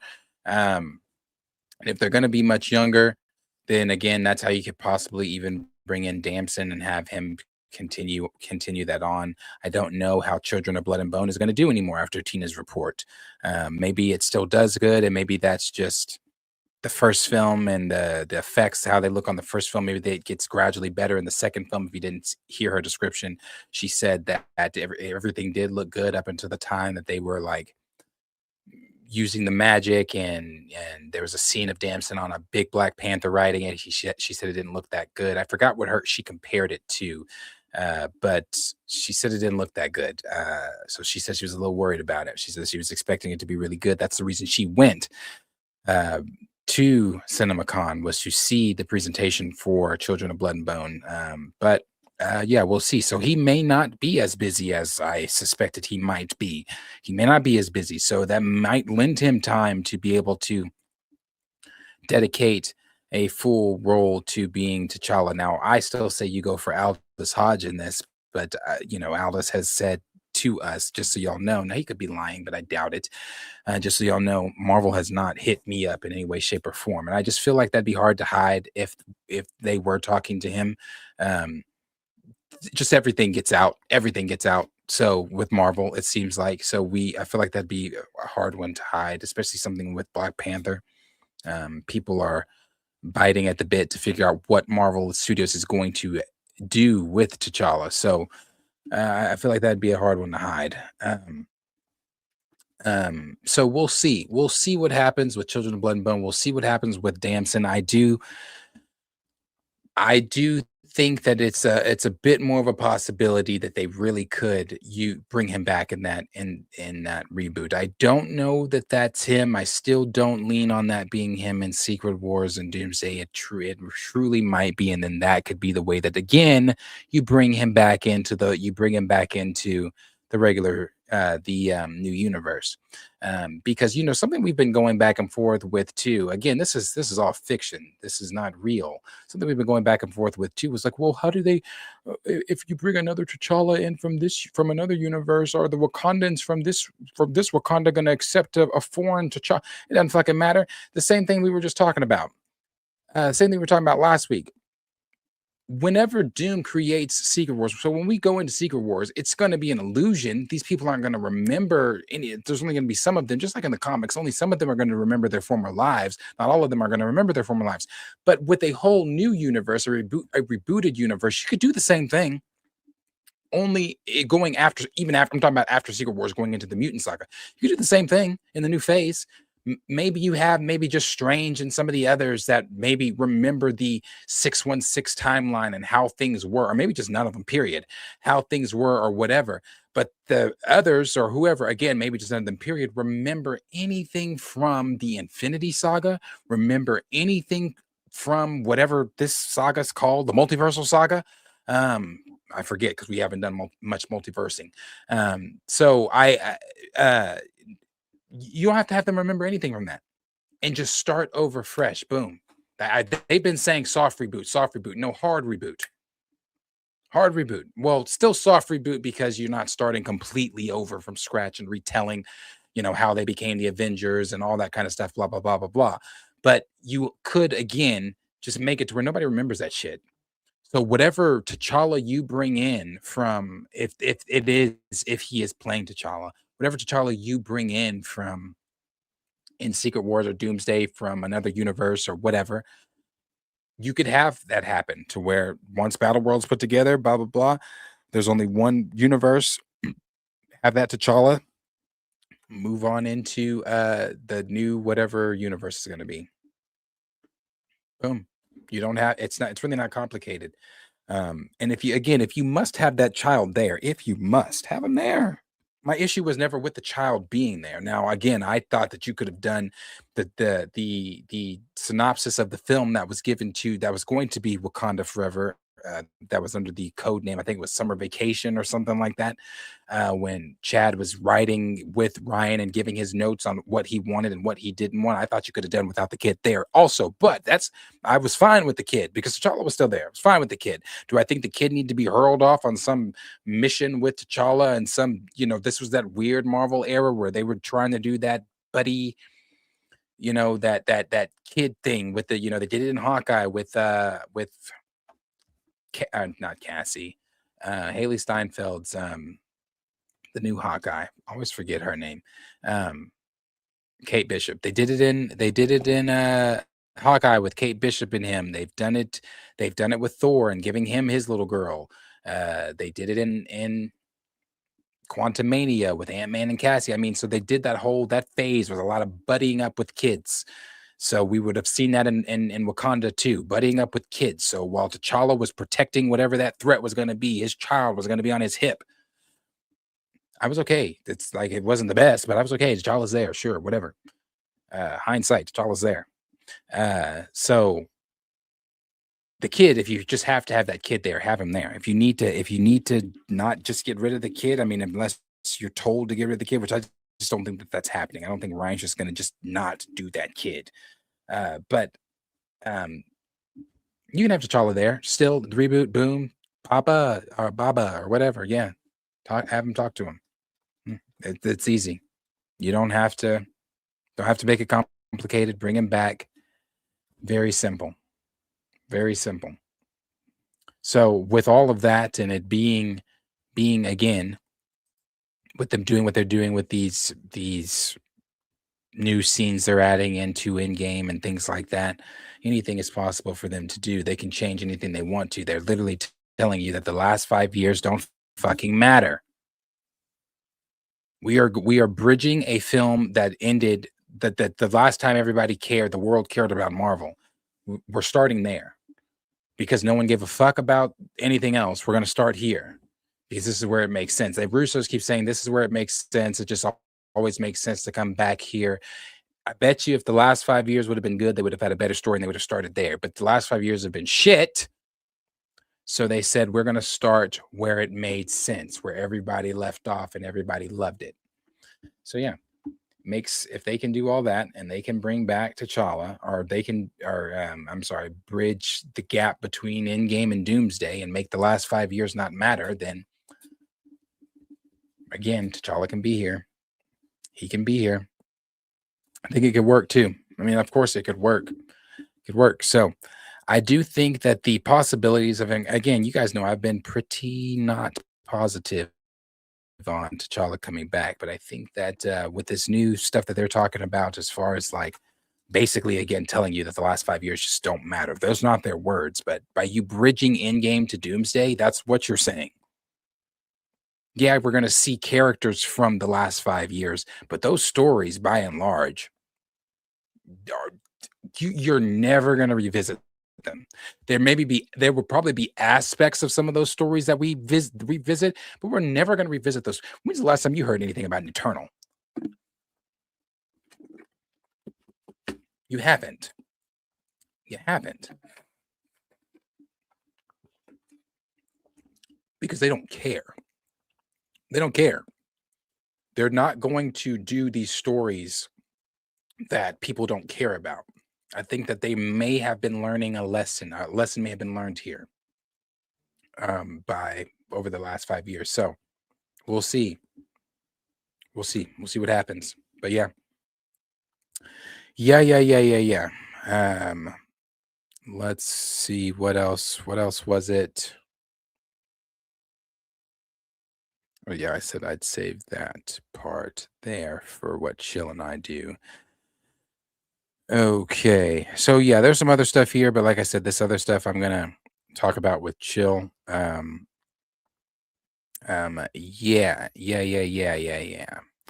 Did you guys see this though? Actually, I'm so sick of talking about this movie because this movie to me was not even that great. And that's what's more disappointing. I think the more time I've had to marinate on the film, the more I've soured on the film. The more I've gotten like, it really just really was not that great. It wasn't. There was just not a lot of fleshing out of the team Avatar and what they, them as adults and them being involved. Maybe with a longer runtime, they could have done that, or maybe better writing, they could have done that. I don't know. I thought the stuff, even with it was all, I thought even it's kind of rushed stuff with Taka or Taka. And the more I've thought about it, I still have it an 8 out of 10. But the more I've thought about it, the more it's just to me not that great. I've seen some people saying that they've rewatched it a few times. Again, I'm glad it hit with some, but it did not hit with me to where I can go rewatch it numerous times. I've only seen it the one time, and I don't know that I plan on seeing it another time anytime soon. But it wasn't like bad. It wasn't bad. It just wasn't like. At the end of it, I was just like, oh, okay. Not bad, but it wasn't like boom. Like that was some great storytelling, and that's disappointing because the series as a whole was just great storytelling. So yeah, the animation though, like Johnny said, the animation was fantastic. That animation was fantastic. The visuals in that last fight with him and Taka, that was great. And my biggest complaint that I'm gonna keep saying, this is the Avatar: The Last Airbender movie, John. The Legend of Aang, of them as adults. I don't know if you saw, but it leaked online last week, and they claim, or the week before last week, whatever, they claim that over 15 million people have seen it. Don't know where that number's coming from, but that's what they claim. One other thing I will stand by with Avatar, though, Legend of Aang, was the Aang getting his ass beat. I didn't like that. Aang got his ass beat by non-benders. Let that sink into you. The Avatar, master of all 4 elements, when the world needed him most, was getting beat by non-benders. I didn't like it. I didn't like that. And I guess I don't know what I don't like it. I didn't like it. I give it the same score that Johnny gave it. It was an 8 out of 10. It wasn't great, but it wasn't bad. Did I enjoy myself? Yeah. Was it cool? Did I laugh? Did I enjoy seeing Sokka's quips? Did I enjoy seeing Katara still looking out for the gang as the mother figure?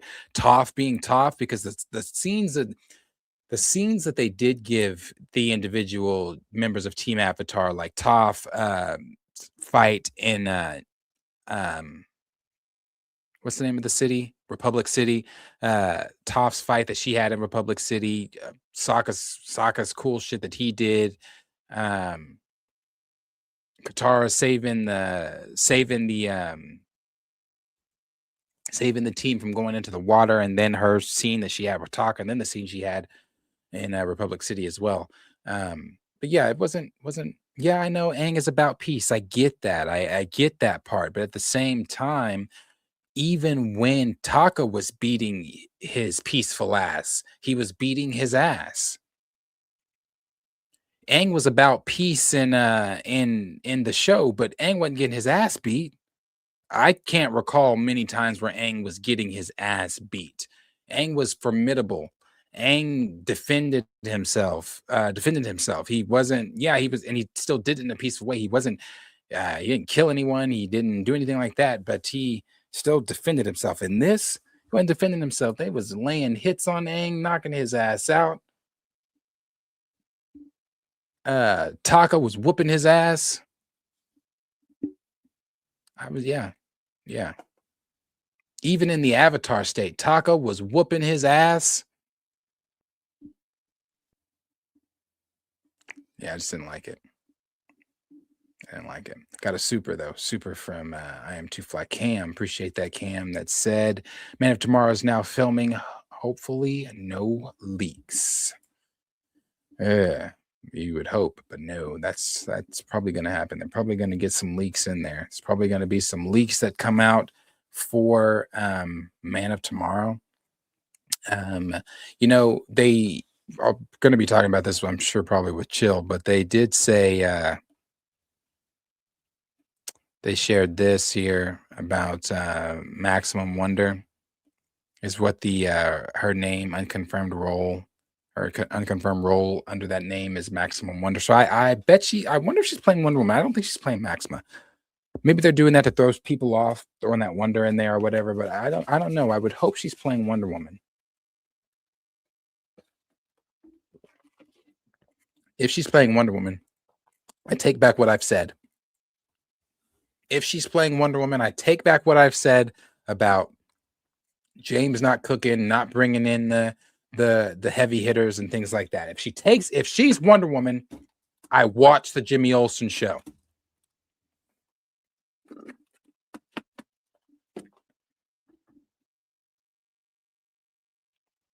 If she's playing Wonder Woman, I watch the Jimmy Olsen show.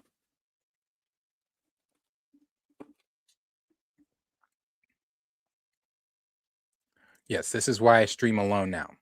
Some days, because of our schedules. Sometimes Chill does things, and I always want to try to make sure that I stream. So no stream this afternoon.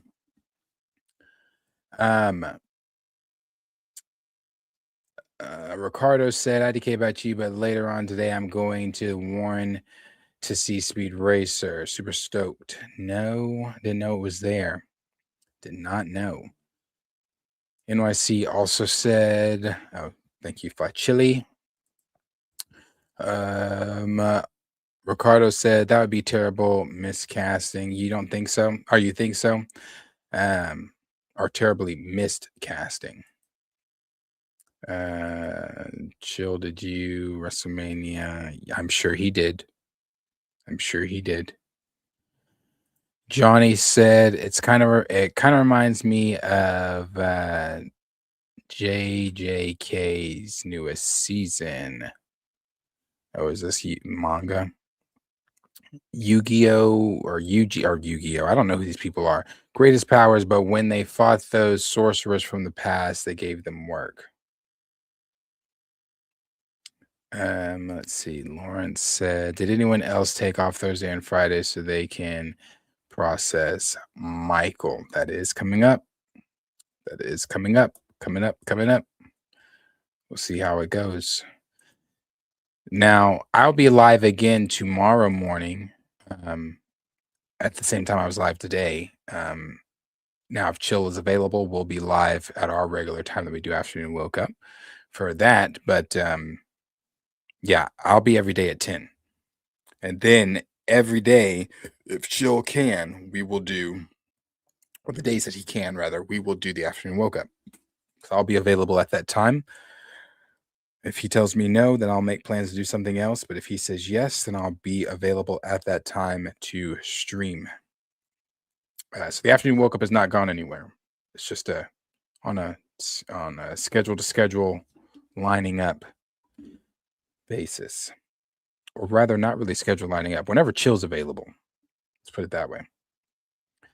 Let's see. Ricardo said at least Ryan is aware about the Deadpool. Yeah, so there's other stuff too.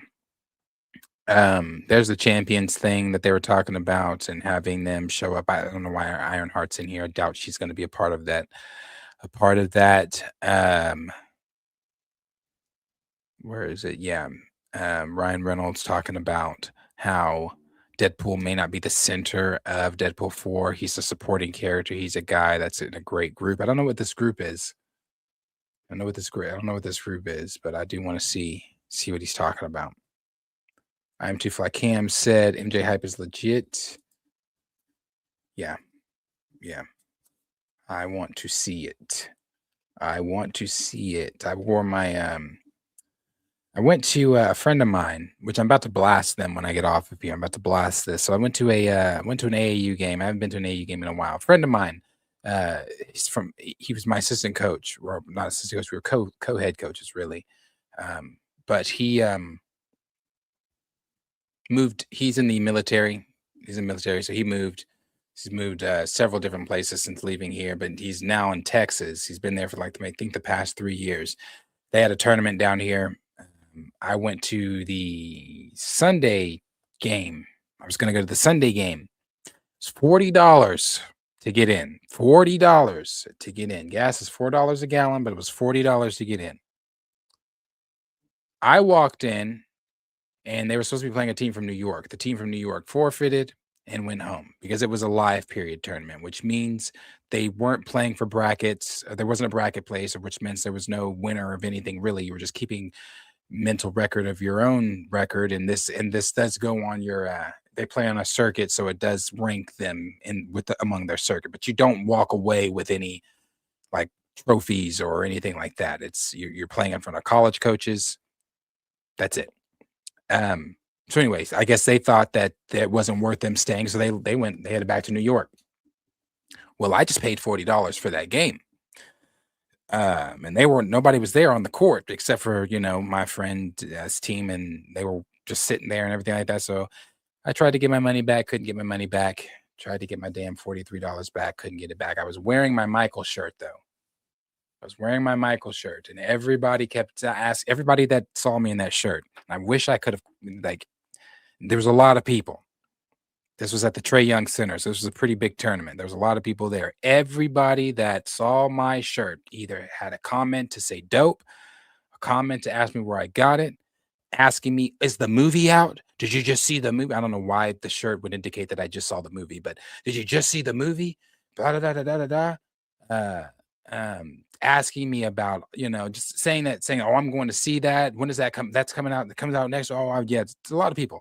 So it was, which I already knew this, but it was just a good feeling to see, a lot of people excited to see Michael. And I saw another person on Twitter saying that, oh, the Michael film is going to be what his true fans really want, because it doesn't show it doesn't show any of the harsh stuff. It paints him out to be this hero. There's a scene of him buying toys for kids and Toys R Us, as if that's not something Michael Jackson fucking did.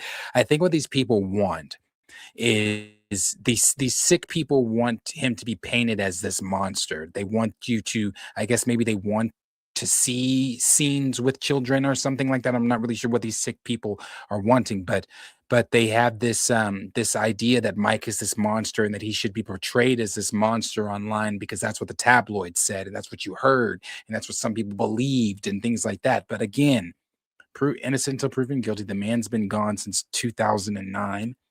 He's proven innocent 3 different times, beating the FBI, something the president can't even fucking do.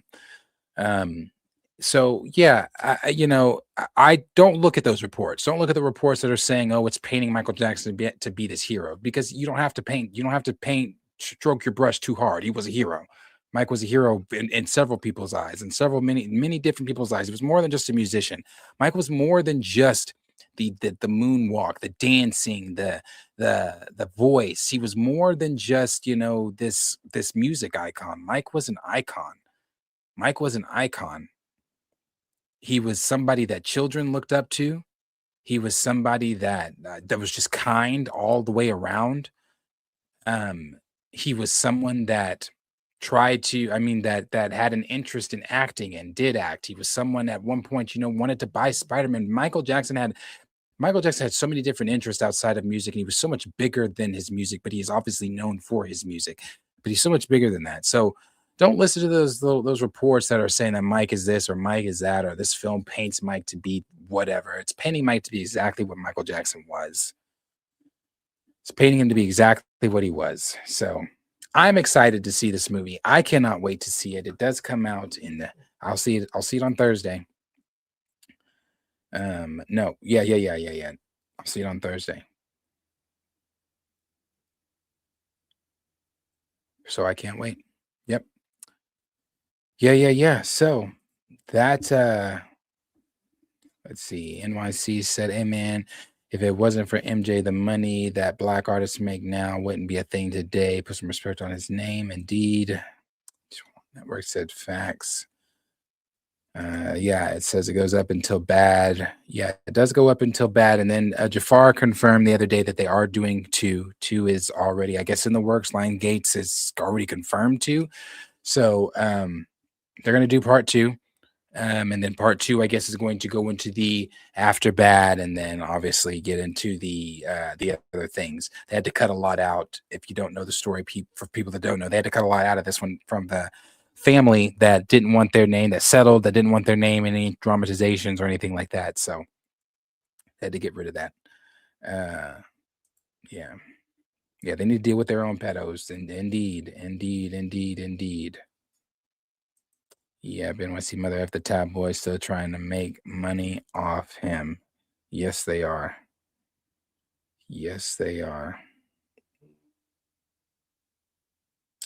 Yep. Ricardo said Michael is going to be beautiful. I hope it is too. It looks like it's going to be beautiful for sure. Shutdown said, could it be possible that we're still missing big plot points to Doomsday? Oh yeah, I think so. Again, this is just from Alex of the Cosmic Circus. Not he hasn't seen the film or anything like that. Just has his sources. But he says there's the first and second act, and then your jaw is on the floor, and you think, how could it get any worse? It's, the tone is this and this and that. Then he's like, you look down, and there's a whole another hour left. You still got the third act. Now that could just be Alex typing some shit, or that could be Alex, really having sources that are telling him this is really going to be a monumental film. Kevin Feige was on stage the other day. Now they have to say these things, but Kevin Feige was on stage the other day, and I believe him. I believe them. He was on stage the other day at the CinemaCon deal where he was talking about, that this is huge. This is the biggest thing. This is the biggest thing Marvel Studios has ever done. And that they really put a lot of emphasis in this. I mean, I trust the Russos. You brought the Russos back, so I do trust the Russos. Yeah, so dispute the charge. Oh, I'm about to. As soon as I get off here, because see, I've given them almost 24 hours to respond to me. I know how these tournaments work. That's some bullshit that you didn't give me my $43 back, and I didn't get to see the game that I purchased to see. There's no other kids that I wanted to watch. Then she had the nerve to tell me, well, it's more expensive other places. Well, because I'm not trying to cause a scene, I'm not going to react on that dumbass shit that you just told me. I don't give a fuck about how much it is other places. I'm talking about this place. So I'm about to put them on blast. I'm still in that big coaching page Oklahoma coaching page on Facebook, and it's an Oklahoma event, Oklahoma director. So I'm about to tag them. I'm about to make a post about it, and I'm about to let everybody know if this is how they conduct business. This is how they conduct customer service. I wouldn't be going to any more of their tournaments. I wouldn't sign my team up for their tournaments. From my understanding, you had 4 teams forfeit, and you didn't give not nan person their money back. Not nan person their money back. That's crazy. But you're going to give me my money back because, see, I'll show up to your next Oklahoma event. But, see, that gets crazy, so I don't want to get too crazy. But I'm going to get my money back. Gas is too expensive. That's $43. $43. And when she said $43, I said, what? I coach, so I don't know how much. I know it's expensive. I know it's always expensive at the door at an AAU tournament, but I coach, so I typically just walk in. And even on weekends that my team wasn't playing on tournaments where I was just going to watch or scout or do whatever, because people know that I coach, I could just walk in.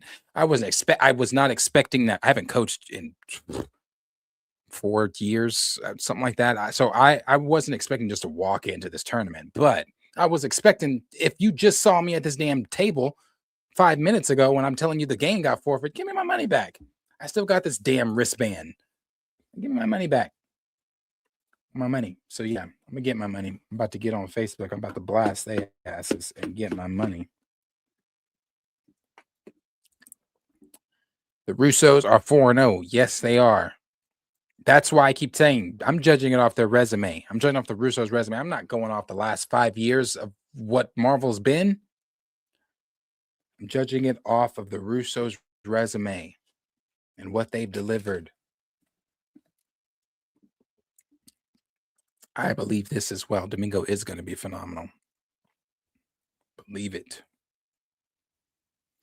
Believe it. Let me see. Lauren said, how many people are more excited for Michael than Doomsday or Dune 3? I'm still more excited for Michael right now, just because it's around the corner.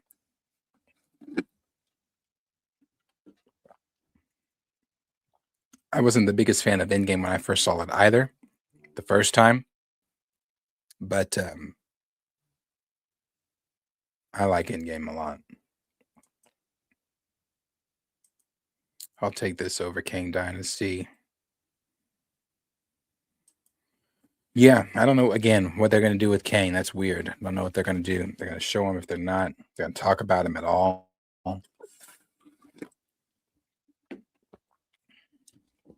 No idea. No idea. But, you know, seeing Rob Liefeld, somebody who's been just shitting, massively taking shits on every project that Marvel has done, out there gushing about, oh, it's this and that, and then you see this, you see that. It's so cool. Yeah, I'm telling you, that's why I keep telling people, these people don't care. These people don't care about the last 5 years. People only care about the shit they want to see. It doesn't matter that. It just, I don't know why. I don't know why people can't grasp that. It does not matter how bad Marvel has been these past. It just doesn't fucking matter. It doesn't. It doesn't. People are going to talk about it still. People are still going to say, oh yeah, those shows were shit. They're blah, blah, blah. But you're dealing with like a completely different monster with Doomsday. This isn't a Disney Plus show or a Disney Plus presentation. And no, Fantastic Four wasn't those. No. Captain Falcon wasn't that. And no, Thunderbolts wasn't that. They weren't shows, they were movies. However, you were still dealing with a time where people just simply still did not care. People didn't care enough to go see Thunderbolts, but they cared enough to see it on Disney Plus. Now, I really don't know if you can say, oh, because it's not as if there was anything competing with Thunderbolts on Disney Plus to take Thunderbolts out of that number one spot when they dropped it on there. So when they give you those numbers for Disney Plus, it's like, well, yeah, duh, nothing's competing with it. But people prefer to just, why pay? If I'm paying for Disney Plus, I can just see it here. But that's not the same thing with Doomsday. It's not the same thing with Doomsday. You're getting the Avengers back. You got the X-Men back. You've got Robert Downey Jr., Chris Evans back. Yeah, you got everybody back. You've got all these people back, and then this is just the tip of the iceberg from what is going to be leading into Secret Wars. I believe the reports of people are going to be leaving the theater either in silence, jaws on the floor, or just completely in awe of what was watched. Because if we left that way in Infinity War, and yeah, no, this is not Infinity War. This is not that time. Again, I'm going off the Russos' resume here. The Russos didn't give us the last 5 years of Marvel. They were busy giving you the shitty Gray Man and the other, Gray Man wasn't shitty. Shitty Cherry, and whatever other films they were producing outside of Marvel. They work best within Marvel.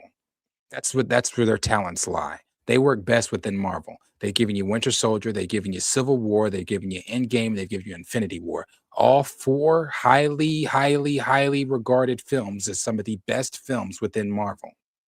They were not responsible for Echo. They were not responsible for Quantumania. They were not responsible for Brand New Day. They weren't responsible for any of that stuff. But they're trying to come in and trying to turn it around. And I do have faith in them because, again, of their resume. I'm not going to look at somebody with a perfect resume and say, I'm doubting you. You got a perfect resume. Why would I doubt you? Do I doubt the system that you might work within? Maybe. But at the end of the day, I also believe that they have given the Russos full control over how to work this thing. Kevin Feige's there, yes. Giving input, yes. Maybe changing some things because he's the president, yes. But at the end of the day, I think this is the Russo show. They're coming in and changing turning this whole thing around. I'm not saying that this film is about to, I don't know. I'm still just as curious as you are, but from the description of that trailer.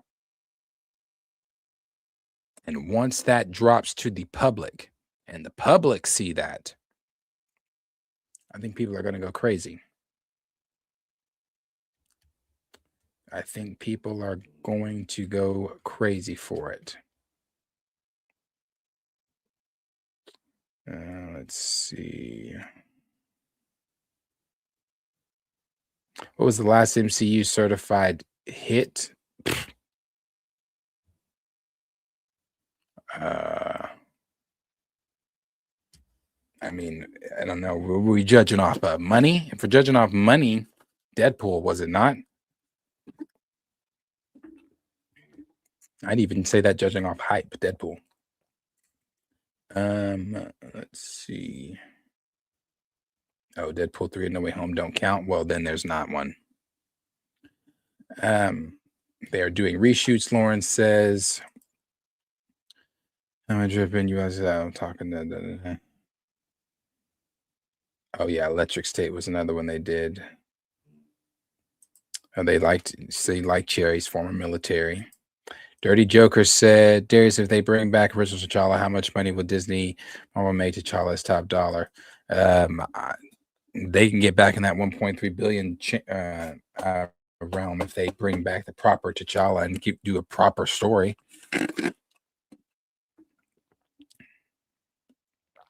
Quantumania writer was gonna write King Dynasty. Yeah, give me Doomsday all day. Yeah, that was Jeff Loveness, the Rick and Morty, one of the Rick and Morty writers. Yes, he was. Nova Dragon said, couldn't they just bring over the young X-Men from the X-Men First Class trilogy with young Professor X and Magneto and have them portray more comic accurate X-Men in the MCU going forward? They could. Or cast new actors. They could. I would prefer that they keep not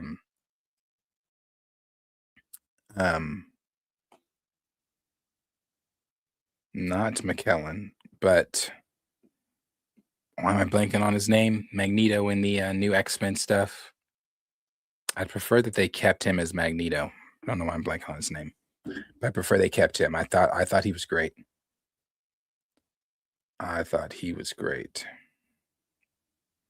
Let's see.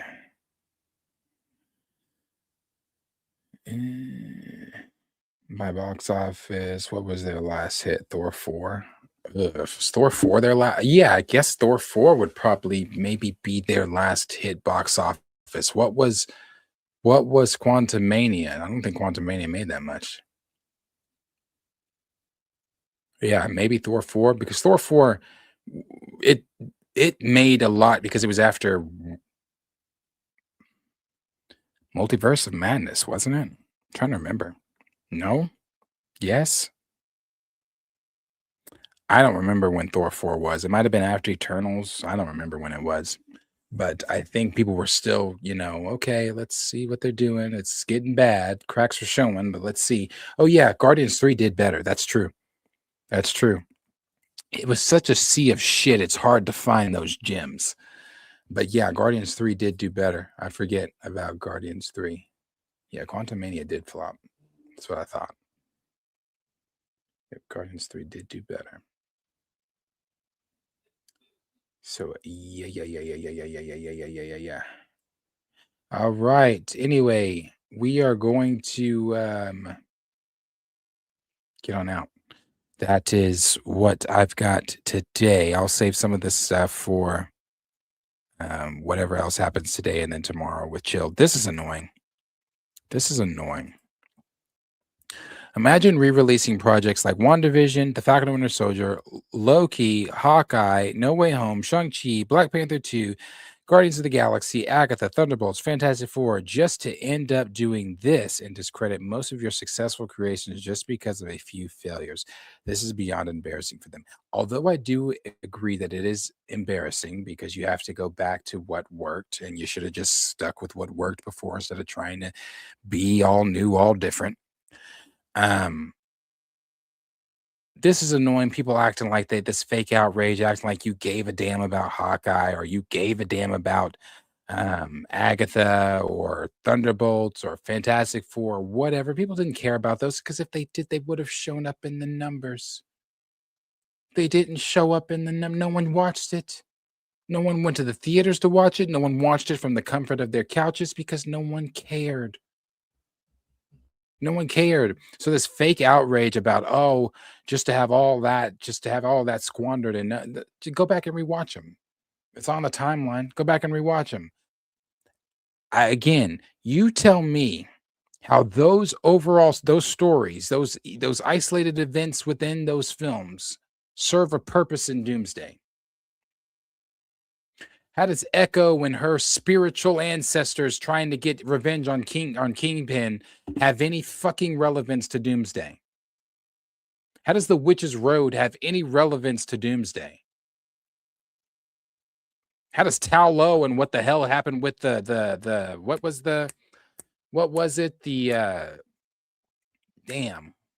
beast or whatever? How does that's not relevant to Doomsday? None of that shit is relevant to Doomsday. None of it. None of it. So this fake outrage that people care about care about the Flag Smashers from Hawkeye or from Falcon. No one cares. You don't care. No one cares. No one cares. It's all irrelevant. That's why they're taking it back to Endgame. I think it's lazy too. I think you should have just stuck with what was working from the beginning, but you didn't. So here we are. I think it's lazy too, but it's literally what they have to do because no one cares. No one. Even the ones that fake pretend like they cared about like She-Hulk or that they cared about Secret Invasion. No, you don't. You just like to argue on Twitter, but you don't care. You don't care about these shows. That's why they're not relevant to Doomsday. That's why they're not relevant to Doomsday. He said the Staff reboot's starting already. Yep. So it is what it is. It is what it is. But anyway, that is let me see. He said, Darius, do you think King Dynasty would have made no. No, I don't. Well, actually, I'm not gonna say that. It might have been a tougher road for them, but I think you still throw the Avengers in that. Well, I think the original story didn't even have Chris and them coming back in Kang Dynasty. Because the original story for Kang Dynasty had like the Young Avengers, Sam's Avengers, some multiversal version of the Avengers, I think. And they were all going to be fighting different versions of Kang. I don't know that would have made. I don't know. No, I don't think so. So, yeah. Anyway, that's what we got today. Tomorrow, I will be live again at 10 a.m. Central Standard Time. We'll be going over some more stuff, whatever else comes out. She said, Darius, you can't say that. We don't know how that would have turned out. No, we don't know how it would have turned out. And I'm not saying yes or no. We don't know that it would have made $1 billion. But if I'm looking at the popularity of Phase 5 and the popularity of those characters, one of the things that is driving people's curiosity to Doomsday is the fact that you are bringing the X-Men back. That was not happening in Kang's Dynasty. It's also the fact that you are bringing back Chris Evans and Robert Downey Jr. Those two things also were not happening in Kang Dynasty. And you're bringing in Doctor Doom. Now, Doctor Doom Kang is no Doctor Doom, but I don't think that Kang was a bad villain. I was one that enjoyed Kang. I was one that enjoyed Jonathan Majors' portrayal of Kang. But I'm just one MCU viewer. We all know that that wasn't the entire MCU's. Now I know the internet likes to try to convince you that people weren't excited for Kang, which is just not true. That's just not true. But the excitement definitely died down after Quantumania for a lot of people. After Quantumania, after you displayed your big bad villain getting beat by someone that the main audience considers a comedic Avenger, you lost a lot of gravitas there. And when they lost a lot of that interest in Kang and a lot of that mystique, and this is your big bad, and you told us that he's bigger and better and badder than Thanos, we just watched him get beat by a herd of ants and Ant-Man. So I kind of feel somewhat confident in my stance in saying I do not believe that the general audience would have went to see a bunch of Kangs that they saw get beat by Ant-Man going to fight the Young Avengers, which a lot of people didn't care about.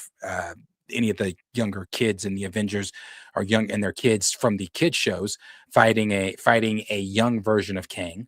I don't think that they would have been interested in, maybe depending on who your multiversal Avengers were, because I know Toby was in that and Hugh Jackman were in that. So maybe you might have had some pull with them and whoever the others were that you were going to pull in for that multiversal Avengers fighting the Scarlet Centurion. But then you just had your regular Avengers, which is just Sam matched with, I believe, maybe combined with the Thunderbolts or however they were going to do that, fighting the big bad real Kang. So I don't know that would have made $1 billion in today's MCU viewing world. That just, I don't know. I don't know. People were crazy for Kang until, like you said, until Quantumania. But when Quantumania hit, that excitement died down drastically. And when that excitement died down drastically, the viewership within MCU projects died down drastically because, once again, you told us, your audience. Now, I know who Kang is from reading comics, but the general audience that you had by the balls at the end of Endgame, people that were into Marvel that had never picked up a comic or never even thought about any superheroes, but hey, I know who Spider-Man is because it's Spider-Man. You had people like that by the balls. Now you don't have those people at all. And it's because you showed your big bad getting beat by ants. So I can't necessarily say that it would make $1 billion or won't make $1 billion, but I feel pretty confident in the assumption that it would not make $1 billion.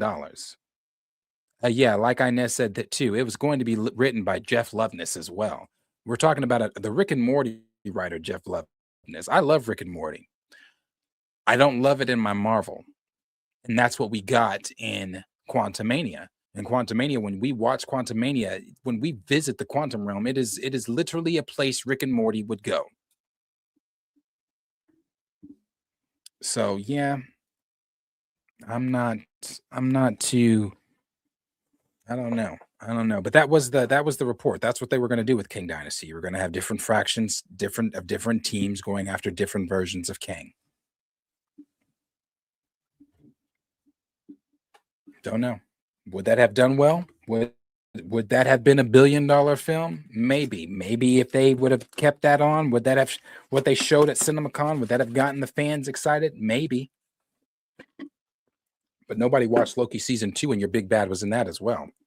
And you also showed your big bad in Loki season 2, basically not being a big bad. You showed that you went back in time and you changed it to where he never even became Kang. I don't know that sells. I'll tell you what does sell. Spectacle. People are sick and tired of, I don't want to say people, because there are still a lot of people, even in our chats, that are liking these grounded superhero study stuff, series and movies. I'm not. I'm sick and tired of no spectacle. I'm sick and tired of the super being out of my superhero movies. A heroic movie is Sully. That's a hero. That's a hero movie. Sully with Tom Hanks, I believe, in the plane. That's a heroic movie. Another heroic movie. Remember the Titans. That's a heroic movie. Remember the Titans. Great movie. Great heroic themes in there. You see, yeah, heroic movie.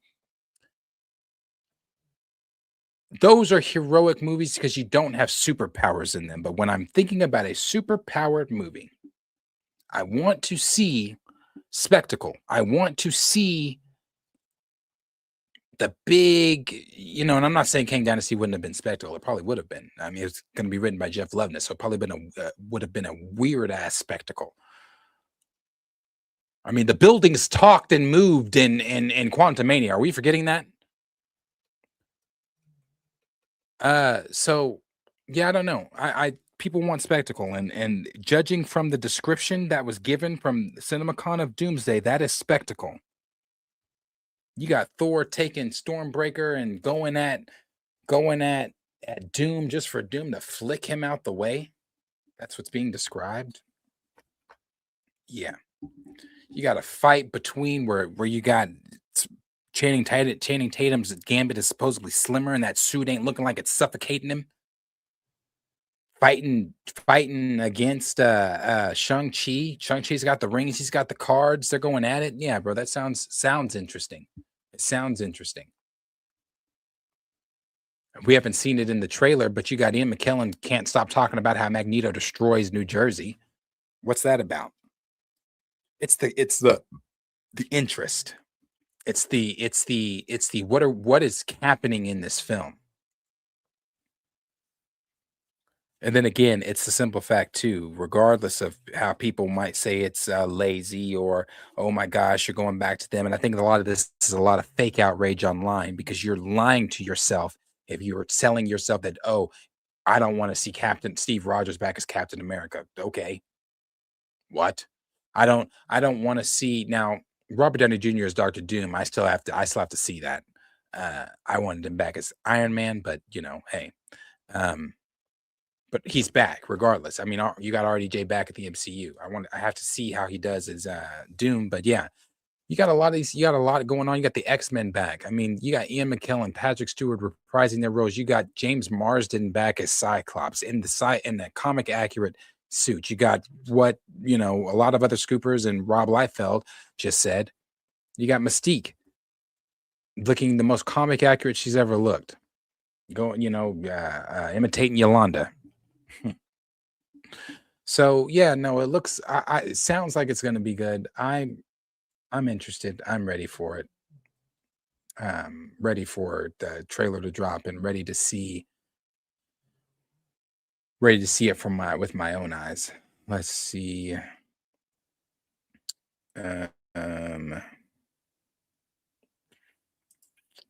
So yeah, they made Kang get packed. Maybe the Fantastic Four could add hype to Kang Dynasty. I mean, if they would have just done it, I mean, yeah, that was it. I mean, a lot of different things. Why was he going against Ant-Man? One, why so much faith in Jeff Loveness? Just because Michael Waldron did such a good job on Loki does not then mean you go hire the entire writer's room at the Rick and Morty studios or whatever. And their explanation for it at the time was, well, they've done the multiverse. That's not a good reason to go get the Rick and Morty writers, and because they handle the multiverse. What the fuck? Dirty Joker said, couldn't we have had Kang and Doom for Avengers every day when everybody wins, all pre and post MCU Marvel all together? I think that was going to be one of the plans going into Secret Wars from Kang Dynasty. I think Doom was always showing up, but I think Doom was going to be a part of Secret Wars with Kang or something like that. I I don't really remember those reports, but I think it was something like that where they were going to team up. Bucky Love said, what we are getting with Doomsday is better. I have to concur with what we've been hearing. Yeah. Kang and Galactus both got one shot in the MCU when they're Marvel's biggest villains outside of Thanos and Doom. Yep. Yep, she loves fantasy, said Ant-Man was poorly written. I agree. Nova said, I still think we will see the multiversal Avengers in Doomsday. Oh, yeah. They're still going to be there. The multiversal Avengers, I believe, are still going to be there, too, because if Toby is a part of it and Wolverine is a part of it, and I think Deadpool might even be a part of that multiversal Avengers team. Yeah, I think they're definitely still going to do the multiversal Avengers. Kang got jokes and the space element. Just have Kevin make him be serious more. I thought Kang was great during the gelling scene in Quantumania when he was questioning Cassian and Scott. What made the scene comedic and cheapened it and lessened the serious tone that you just set on was when you brought MODOK in with that ridiculous VFX face and you just really made MODOK like this lapdog, and that's just not MODOK. So you made him weak, and yeah, so I didn't like it. They took every turn they could to make something funny. Nova Dragon said I said that already. Yeah, I understood Loki. Ant-Man, no. Loki was not Jeff. The only good writer that they got, and some people disagree with this, the only good writer they got from over at the Rick and Morty little clubhouse was Michael Waldron. Michael Waldron did Multiverse of Madness, even though a lot of people really don't like Multiverse of Madness. I have issues with it, but it's not the worst. Waldron did Multiverse of Madness. Waldron is also helping them on Doomsday and Secret Wars. Waldron also did Loki. And I thought Loki was fantastic. I thought Loki was great. Those Loki and WandaVision were the only two good shows for me. Becky Love said Kang Dynasty Avengers would have been Thor, Hulk, Sam, Kamala. Yeah, Kamala, I think probably Kamala would have probably been on there. It's Kamala. Shang-Chi, Strange, Shuri, and Tom Holland. Yeah. That is a JV team, correct. Abundance said Gambit had the fat head in Deadpool 3. Yes, he did. The neck was all suffocated. Yeah, comic accurate Cyclops. What are we talking about? Yeah, the comic accurate suit at least. In the Doomsday little X-Men story that they showed before Fire and Ash. Dirty Joker said, hopefully the writing is top notch. I believe it is. Lawrence said, as long as they keep RDJ in a mask, I'm good. He's a great actor.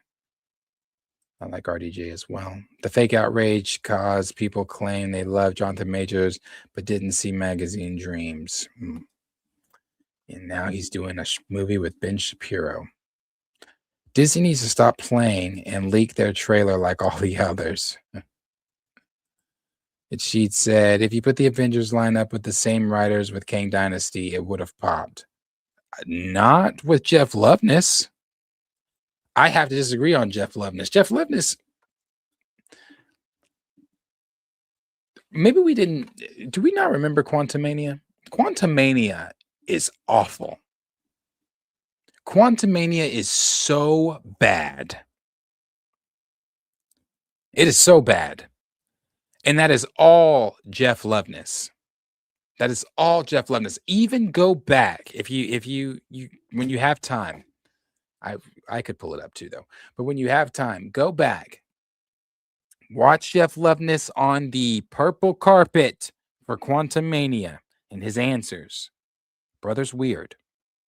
But that's why he fits over at Rick and Morty, because they do weird, hilarious, spontaneous, crazy, out left field shit that doesn't work in Marvel. Let me say it again. The buildings in the quantum realm had feelings and they could walk and they could defend the citizens of whatever city they lived in the quantum realm. If that is not an episode of Rick and Morty, I don't know what else other clues you need from Quantumania besides the little talking jelly thing that didn't have a mouth or eyes or anything like that, or the other weird things that were walking around the quantum realm. It was a live action Rick and Morty version. Jeff Loveness got off on that. He loved doing it. And if he would have been in charge of the Avengers fighting Kang, I just don't know how that would have looked. I want to say this one more time.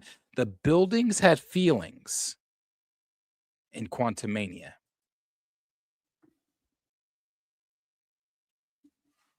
The buildings had feelings.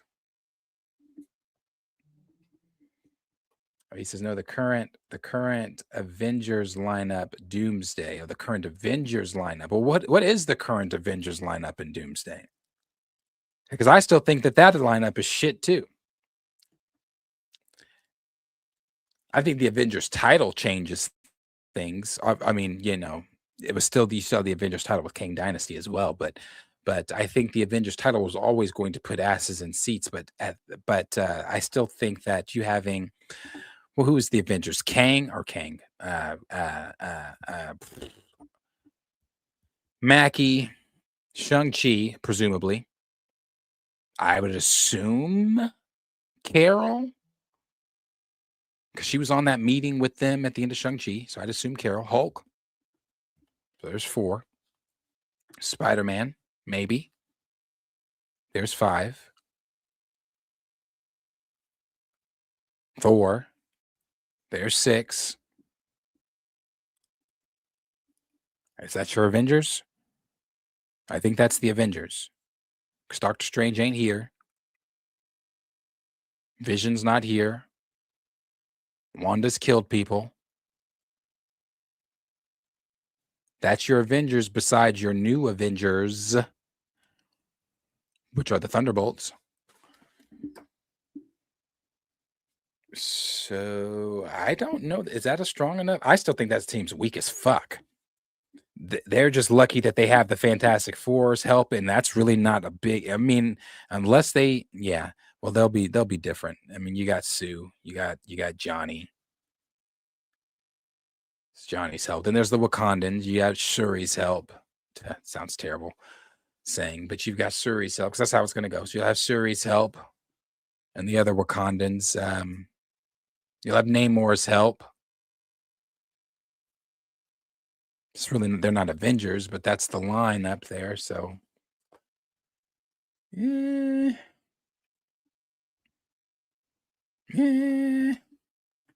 Oh, you'll have the new Falcon, Danny.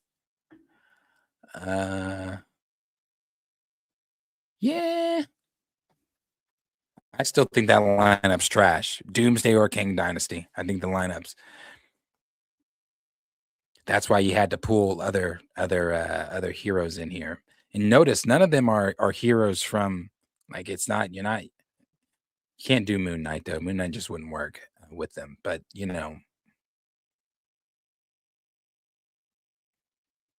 didn't pull any of the others. I think you'll have Kamala Khan, the little young Avengers will be there. You'll have it's really still somewhat the same roster over at for Kang Dynasty, minus Kang and minus what the story was going to be. But you've added the X-Men. The X-Men weren't originally going to be a part of Dynasty. I think they were Secret Wars, but not Dynasty. But you've added the X-Men now. So now that you've added the X-Men and maybe even if Toby's in this or whatever. Yeah. But I mean, Toby was in Kang Dynasty as well. So I think the thing for Kang Dynasty just is the simple fact that we watched Kang get pummeled by ants. I think that's just the biggest thing. Spanish Falcon. The lineup is going to get destroyed. Oh no.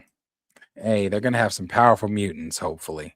And really, even just the mutants that we've gotten. Now, again, there could be some surprises. We don't know. Because remember, even Tina said the scene that we see, for those of you that didn't see the stream, I'll pull up the picture here really quick.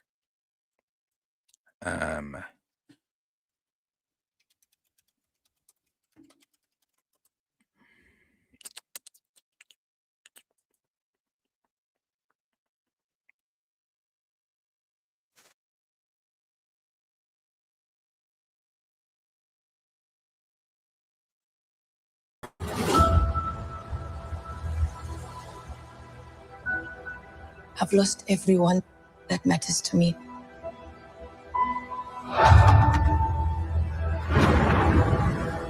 The king has his duties to prepare our people for the afterlife.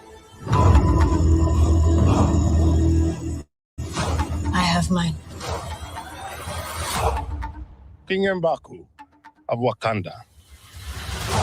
Ben, Yancey Street between Broome and Grand.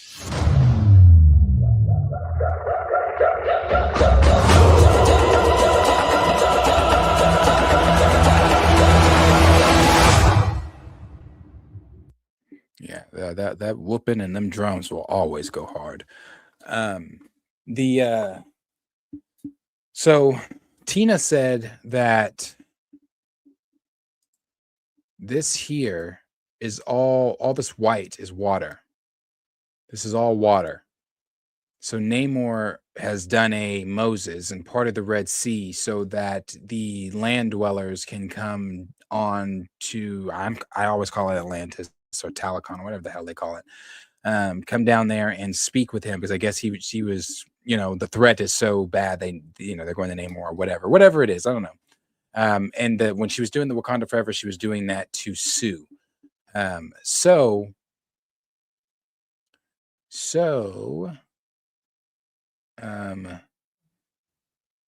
With the current team here that you've got the current X-Men rather that you've got coming in, that roster is also really not that strong either. You've got, I don't want to say it's not that strong. You've got, that we know of, Magneto. And the reason I brought all that up and brought this up was to say that if they're taking all this out of the shot, the water here, and Tina even said that this part right here where Ben, this part right here where Ben's talking, or she's talking to Ben, or he's talking to Ben, that she said there's like all these people behind him, behind Ben there. So we've seen them do this before. They did it with Infinity War. They did it with No Way Home, where they take stuff out of trailers to, hide surprises and things like that. So with what we know of the team right now of the Avengers, that's just what we know. We don't know who else might show up because maybe they haven't announced it or they're just keeping it a secret. Same thing with the X-Men. We know of the X-Men that they have right now. We don't know if Storm is actually showing up or if Jean herself is going to show up. As of right now, they're not. They're not on the list, but even that little X-Men team is not the strongest either because we didn't even get any X-Men that we haven't gotten before. Like you didn't do. Well, actually, I think Wanda is over there in that universe. If I'm remembering correctly, the rumors are to be believed. Wanda and Pietro, which version of Pietro that is, I'm not sure. Wanda and Pietro are living with Magneto in this utopia. So I believe there's going to be a lot of X-Men and other characters that just have not been announced, that they just didn't get a chair, that they're just saving for the film. So we'll see. We'll see. Yes, the F4 landed in Africa. They did. When all else fails, when you can't figure shit out, where do you go?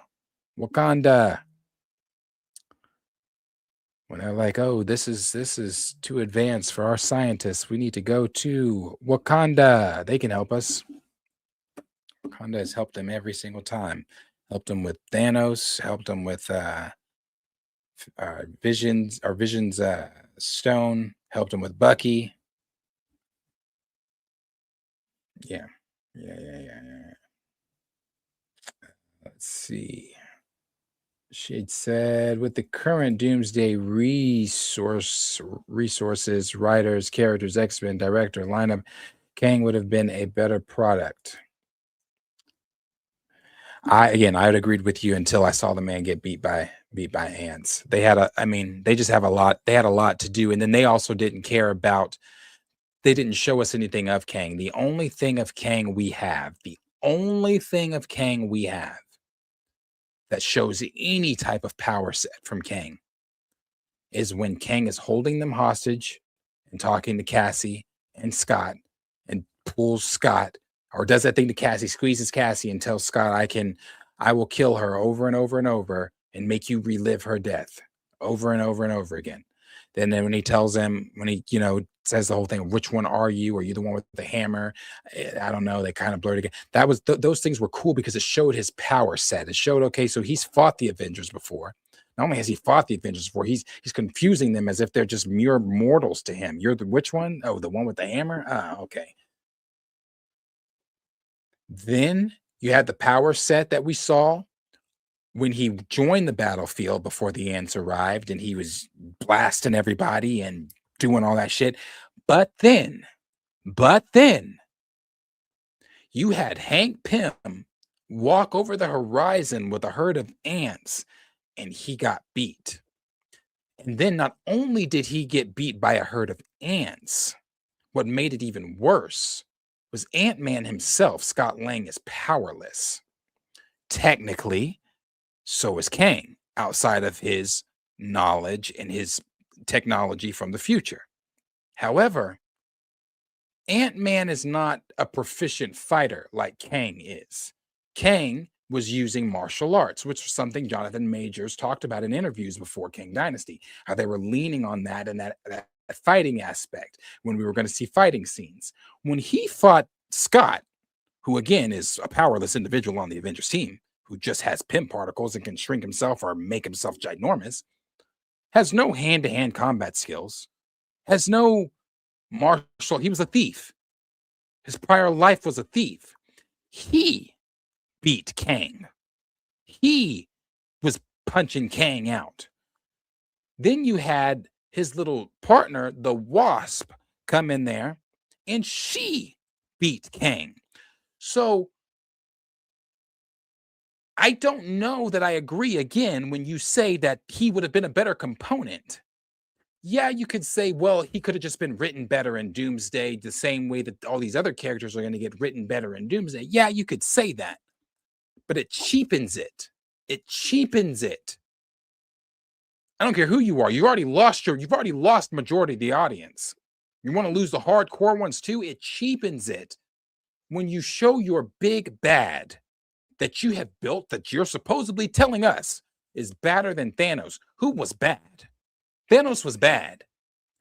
Again, I don't know if we remember Infinity War. When you left the theater, maybe it was different for you, but when I left the theater, Thanos had people wondering what's next. There was no what's next with Kang. That you had already cheapened that effect. You had already shown the audience that our big bad can be beat by the weakest of our Avengers. And not just by the weakest of our Avengers, but by the weakest of our Avengers and his pets. Like Kang told him, you talk to ants, but you got beat by those ants.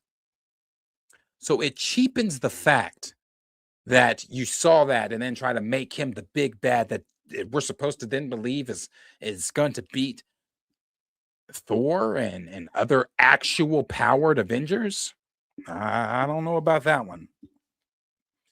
I don't know about that one.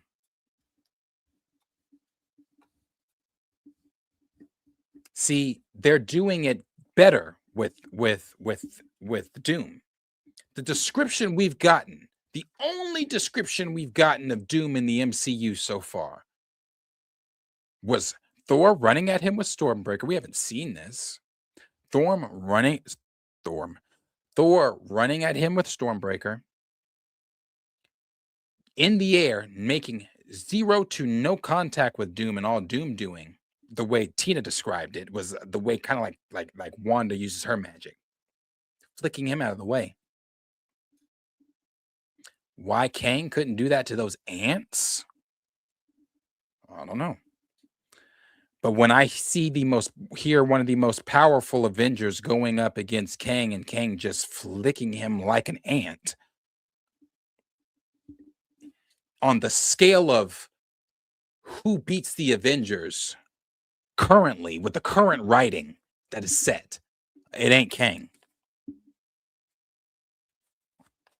And that's not me saying I didn't like Kang, because I loved Kang. I loved Majors as Kang. I thought we should have gotten more Kang. I'm still weirded out by the fact that they're not even bringing Kang up in this film, allegedly. But the facts are the facts. And the facts are what is currently written, Kang is weaker. Remember Thanos in that floaty chair talking cash money to Ronan. Yeah, I mean, you built up to that when he told him what he said, your petty grievances bore me. Yeah, I mean, you built up to that. You built up to Thanos. You had Thanos. My favorite one is the fine, I'll do it myself. You built up to Thanos. And not only when you built up to him, you paid off on the buildup. You paid off on the buildup. You can't even say that they really didn't build up Kang, because you did it in Loki. See you soon. You kill me, and a whole bunch of bad me's are going to come on down. That whole brilliant monologue Jonathan Majors gave, and then you did what you did. It wasn't as if Kang wasn't built up. It wasn't as if Kang couldn't have been this big bad, because the way you left that ambiguous, eerie feeling at the end of Loki, where it was, shit, this is about to go down. Where he said I ended the multiversal war. You know the monologue.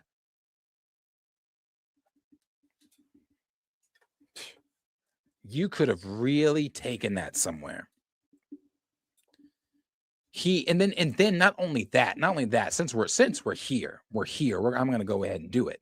Not only that, this here, I used to gush, bro. You can, this new me saying that no, Kang does not work now is not the me from the Loki era. Because this is one of my it still remains one of my favorite scenes.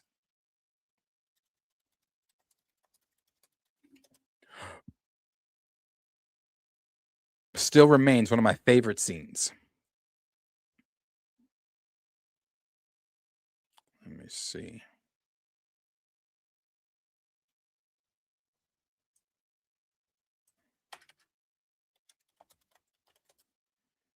Here it is. Let's do this. We'll just do the short. A citadel at the end of time. He's terrifying. He planned everything. He's seen everything. He knows everything. It's complicated, okay? But someone is coming. Countless different versions of a very dangerous person, and they're all set on war. We need to prepare. Take it easy. You're an analyst, right? What division are you from? What are you talking about? Who are you? What's your name? Boots on the ground now, archives. Who are you?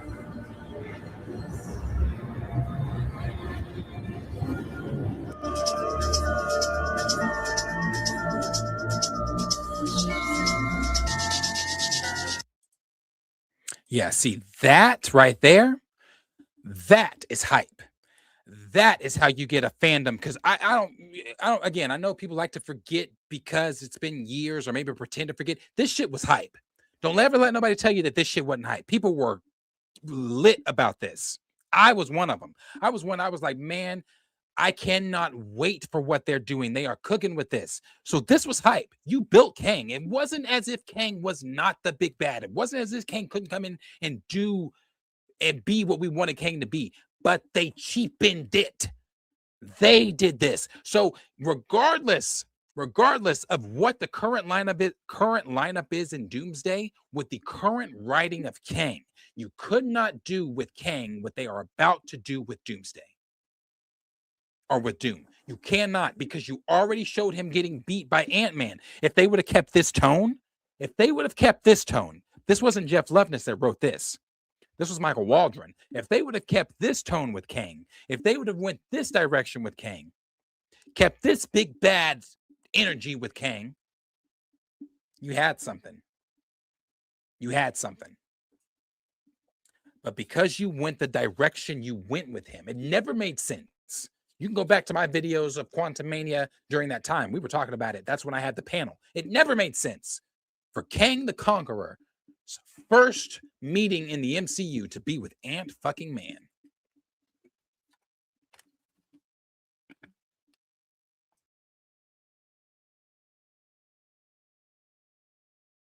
Never made any sense.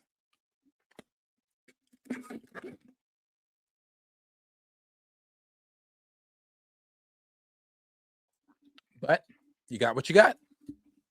But again, had they kept this energy, because you could feel it. That was one of my biggest things. One of my biggest things. It's this scene here. And I compared this scene to season 7 of Clone Wars when they captured Maul, and Maul was telling it, screaming in the air, "You don't know what you're doing. Let me go. We're all going to die. We're all going to burn." Because he knew it was coming. He knew Sidious was coming. He knew it was about to happen. Same thing here. That same fear that Maul had is the same fear Loki had. He's coming. He's countless versions. We're all in danger. Bro, when I first saw this, I got chills. I was like, this is some great shit. This builds up your big bad. The fact that the TVA had been transformed, Mobius didn't know who the fuck he was or what he was talking about. That shit was hype. That was hype, bruh. I don't care who you were. That was so hype. Then Loki season 2 happened.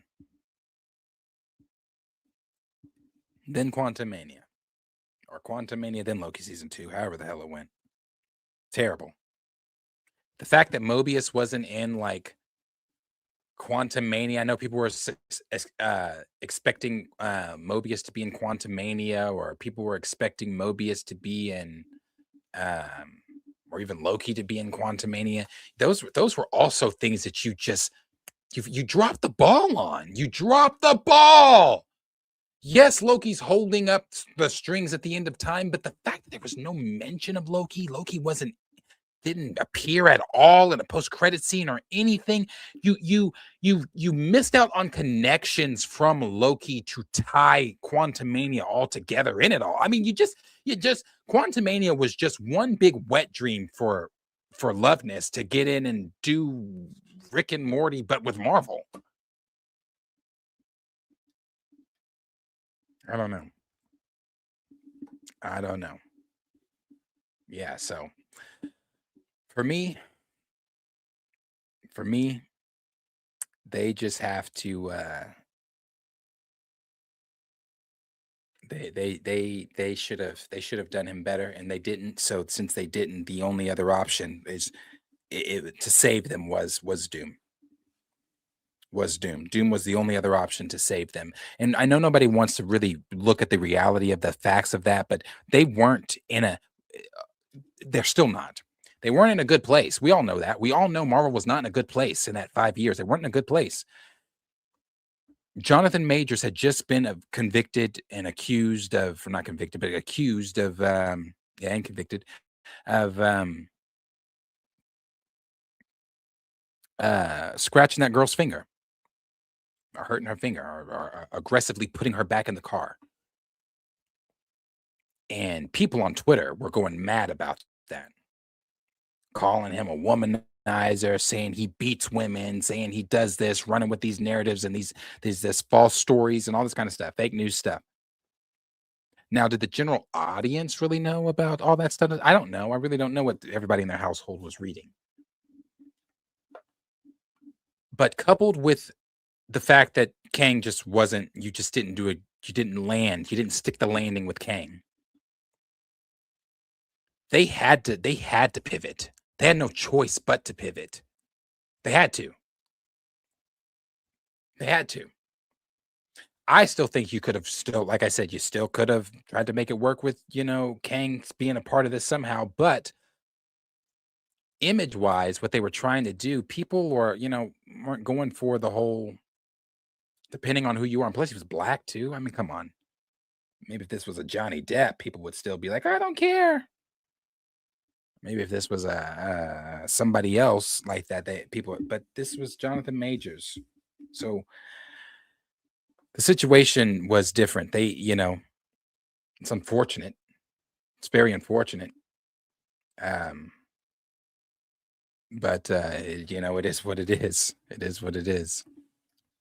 So do I think Downey will do a good job? I hope so. I know he's a great actor. They say the people that saw the trailer said that he is using an accent. So all positive. But no, that's really let me see. Anybody where people were saying, Buck said, Darius, play the scene where Kang dies in Quantumania and the joke after with Scott, like we're fine. Oh yeah.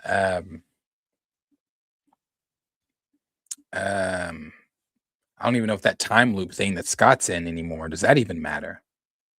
Is he even in a time loop? I don't know, man. I mean, he was clearly, from the description, he's with the Avengers. So if Scott doesn't bring up Kang, is that not an issue? Is that not an issue? I mean, I guess it really doesn't matter to the events happening in Doomsday. So I guess it's not an issue because it goes back to what I was saying about Echo shit, Hawkeye shit, Birdman's shit from Falcon. None of that shit matters.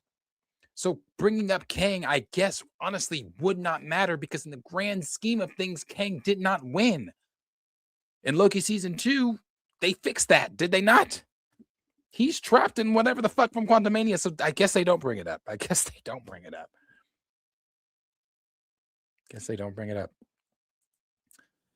She Loves Fantasy said, Jeff wrote a boo-boo script. They activated Project Grace. Can't convince me they didn't tell her to date him.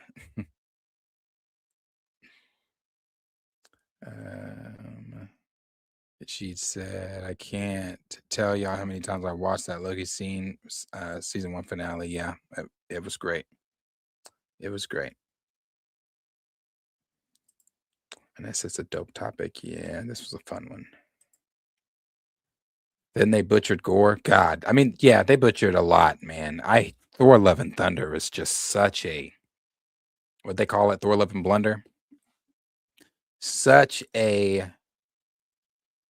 disaster. The screaming goats, which weren't as annoying at first, but the screaming goats. I say this every time I talk about Love and Thunder, but when I knew that the film was not going to be what I thought the film was going to be, or not even what I thought the film was going to be, because leading up to it, we started hearing, different things. The very beginning, when Thor's having that inner monologue and he's like, I just want someone to tell me, hey, Thor, we need you, so I can come sweeping in and help them. And then up comes Star-Lord as the Guardians are fighting whatever they're fighting in the background and says, hey, Thor, we need you. And he's like, oh, okay. And then he pulls Stormbreaker out of the ground and rides it like a witch. And they even do like the whole moon thing. That's when I said, okay, so this is not Ragnarok. Now, Ragnarok had its funny tones and things too, but it had the right amount of funny with the right amount of action and the right amount of serious. Ragnarok, in my opinion, is top 5 best Marvel films.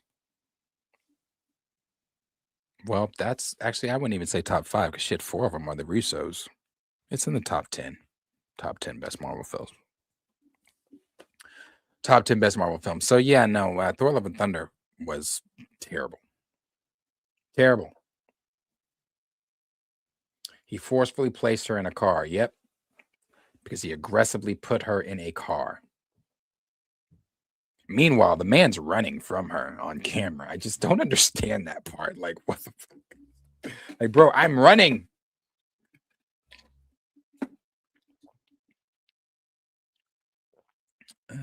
She was insanely childish, never was going to be what he needed her to be.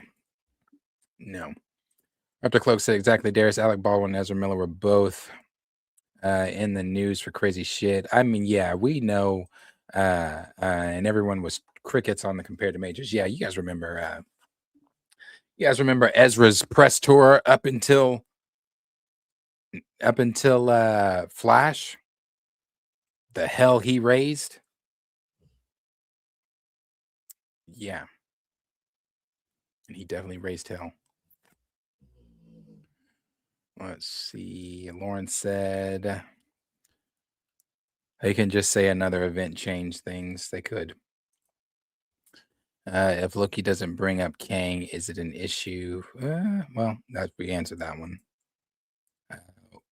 What of Daredevil and the Defenders? I think that's all happening ground level stuff. So Jessica Jones is supposedly has a show in the works at Marvel Studios right now. I don't know what episode of Daredevil they're on, but Luke Cage is supposedly showing up in episode 5. And the Defenders are going to be in season 3. So that's what's out there right now for them.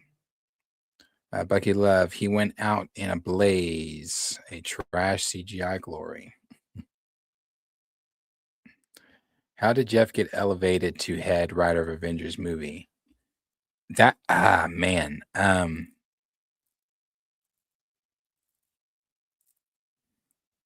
What was the story around that? Like I said, I remember it was Michael Waldron. Hold on.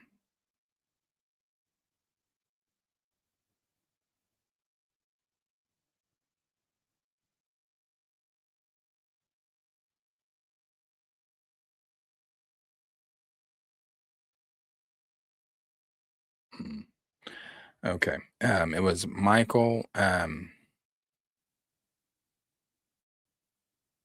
Michael.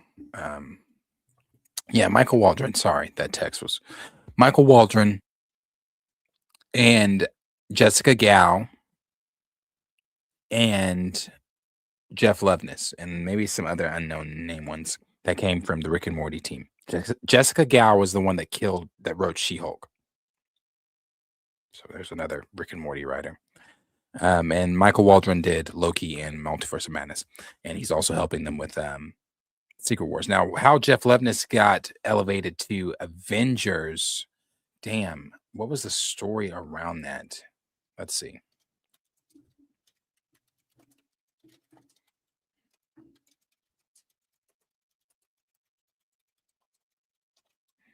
Let's see. Jeff Loveness was hired to write Avengers: The Kang Dynasty primarily due to his work writing Ant-Man and the Wasp: Quantumania, establishing a strong work relationship with Marvel Studios. As a noted Marvel comic writer and lifelong fan, his grasp on the character of Kang convinced executives that's what it was. He knew Kang. That was his whole pitch. His whole pitch that he had on Kang to them was fascinating. I remember that. So the Kang pitch story that he had to them was fascinating, and also it was the fact that Quantumania was supposed to be a direct bleed into Kang Dynasty and everything like that. And since he wrote that, they wanted him to write with Waldron Kang Dynasty. So it was during the cesspool of just shit ideas.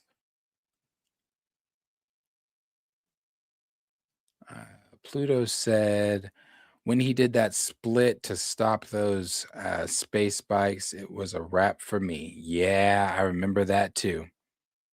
Wakanda,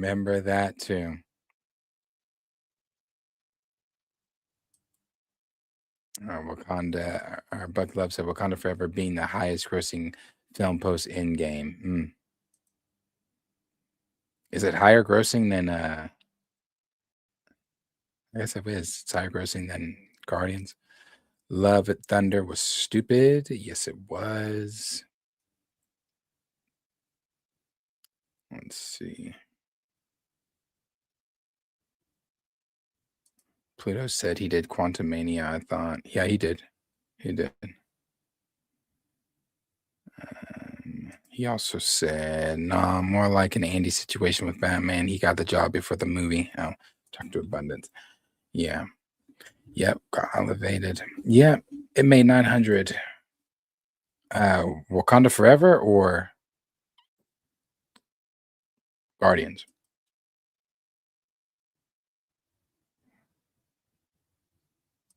Nobody mentions Doctor Strange's Quantum Mania movie. Yeah. So I don't know. We'll see though. We'll see what happens with it all. We're not too far away from May, so we'll get to see some good films in May, and then of course Spider-Man is coming up around the corner. So the Punisher's presentation is next. Then we'll get Spider-Man. Then after that, I believe it's Vision Quest and Doomsday. There's a lot of good things coming out this year, so there's a lot to do. But like I said, I'm live every morning, 10 a.m. It's supposed to be till 12, but we stayed on a little longer, and that's always fun, especially since I'm not going to be here this evening with Chill. So 10 a.m. to 12, and that's Central Standard Time. So come on by. I'm going to try to, like, I put up a YouTube short, and I put up some 2 TikToks. I'm going to start trying to get some of those up, get some clips out for everybody that's not joining on the lives, so we can get more people in on the lives after they see some of these clips and they can join the wider discussion. So please tell a friend to tell a friend to tell a friend, and you guys come on back. Hit the like button on this video because it really helps me out. You can subscribe if you're not subscribed. Subscribe to my YouTube channel. It helps me out as well. I have not watched the new Euphoria episode yet, Ricardo. I'm probably about to do that now. Oh, actually, I need to mow my yard, so I'm probably about to do that now. It's actually a really nice day. So I'm about to mow, probably set up some more figures. So I'm going to show you guys too. I'm going to show you guys too how I have the figure set up in here. This is probably my best setup I have in here. Show you guys my new figure setup, and I'm not done. I just finished setting a whole bunch of shit up, but it looks good so far what I have. I'm gonna show you guys all that. And then tomorrow, I had planned on doing this last week, but then I didn't go. I missed Friday's live stream. So tomorrow morning, I'll probably go over some for my figure people. If you're still here and you like figures, we're going to go over one of the topics, little things. We'll go over some Marvel Legends stuff, some of the new stuff they've got, not long, but we'll talk about it a little bit. So yeah, appreciate you guys. Appreciate that. She Loves Fantasy. Appreciate it. She appreciate it. Appreciate you, Ricardo. I'll have to watch it. I'm gonna watch it, Ricardo. I'm gonna watch it. Wolverine said, "Nice, Darius, bro. Check out my song, Know Your Name, on my channel. MJ inspired to make it. So song, I will check it out. Everybody check that out on Wolverine. Wolverine, you got to drop a link." Professor Film Fan said, "I shared this stream on X. It's great to be back." Yes, sir. Appreciate you, Professor Film Fan. I really do. You guys, I appreciate all of you guys. Everybody that's in here that engages in conversation, that stays, that stayed during the little breaker fiasco. I appreciate all of you guys. Again, the super chats that came in, I appreciate it. That was from NYC. Oh, sorry, NYC sent me a super chat. I didn't even see that. I didn't see that when he said, "Are we going to talk about the Static movie in development?" I was going to talk about it with Chill, because that's more of Chill's hero. But the only thing I can say about it that I know, and I appreciate you for that, NYC. I apologize that I just now saw that. That's some bullshit on my part. I did not see that earlier. So my apologies. But the only thing I can say about that is that it was a misdirect. And the only reason I know that, let me see. Let me pull this up really quick. Stop sharing. Share this. Let's go down. So they put a what's it called? This. They put a little what are these called? Public or something note, the public note or whatever the fuck they're called. It says, "Missing key context. A Static Shock movie has been in development for 5 years now. This is what the WB tends to do when a merger is on the horizon. Announced projects that never meaningfully move forward. Walter Hamada did the same thing with Wonder Twins before WB Discover merger." So Chill put out a tweet about it as well, and he said in his tweet, he said, Blah, blah, blah, blah. He has tweeted a lot. Maybe I'm too far down. What's today? Today's the 20th. So that was over the weekend.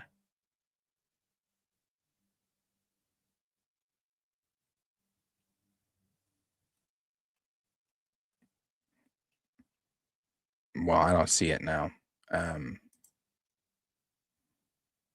Yeah, I don't see it now. But he said,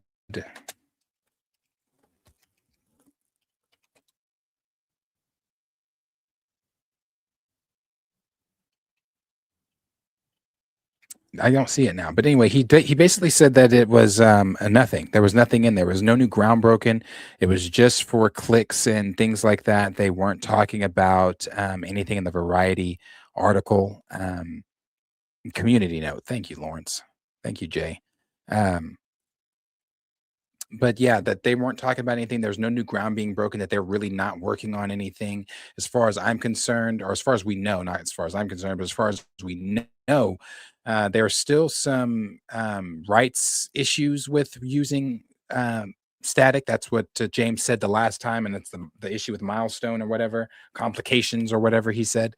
So there's really nothing there. That was just mainly for clicks, and the community note that said that is something that they typically do. So I don't think there's any new ground being broken with static. I don't know that he is on his way. I don't know that there's really a movie in development.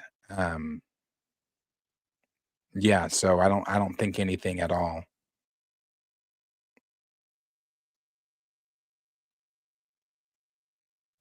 Yeah, I don't think there's anything at all. This is from Chill. This is from 5 days ago. Oh, this is not 5 days ago. This is from 2020. This is from 2025. It's from August, not April. So yeah, there's really nothing on him that's new. Oh, here it is. There is no static film. This is what Chill tweeted the other day. There is no static film. It's just for clicks. Variety is referencing the same in development that we heard about from DC fandom. This isn't new. This isn't a new quote. Along with his work in film and TV, Hudlin is a vet of the comic world. Hudlin previously wrote Black Panther issues for Marvel Comics and now is the co-owner and comics company Milestone Media. A feature film based on Milestone static shot characters currently in development. So yeah, there's nothing new, no new ground. Unfortunately, nothing's going on in NYC. So if you were still in here, again, apologize for missing that earlier, but I do appreciate you sending that. So I appreciate the super chats, appreciate them from I Am Too Fly Can and from NYC. Appreciate you guys that are hanging out, that hung out in the chat and chatted just to be here. Appreciate all of you guys. So thank you very, very, very much. And I will check you all guys. I'll check. Yeah, kind of like the winds of winter. Exactly. We're never going to see that either. So yeah, I'll check all of you guys out tomorrow. Remember, tell someone, retweet, like this. If you haven't seen the short, go like it. If you haven't seen the TikTok and you don't like the TikTok or follow me on TikTok, that's just Planet Fanatics. Go do that. I'm posting clips and things there. Appreciate all the kind words on the show. Thank you guys. And I hope to see you guys all tomorrow. Peace out. Stay safe. See you later. Thank you for being a friend. Oh, yeah. Travel down the road and back again. Hey, so we started from the bottom, now we're here, girl. Oh, yeah. This is my part right here. Ooh, if I did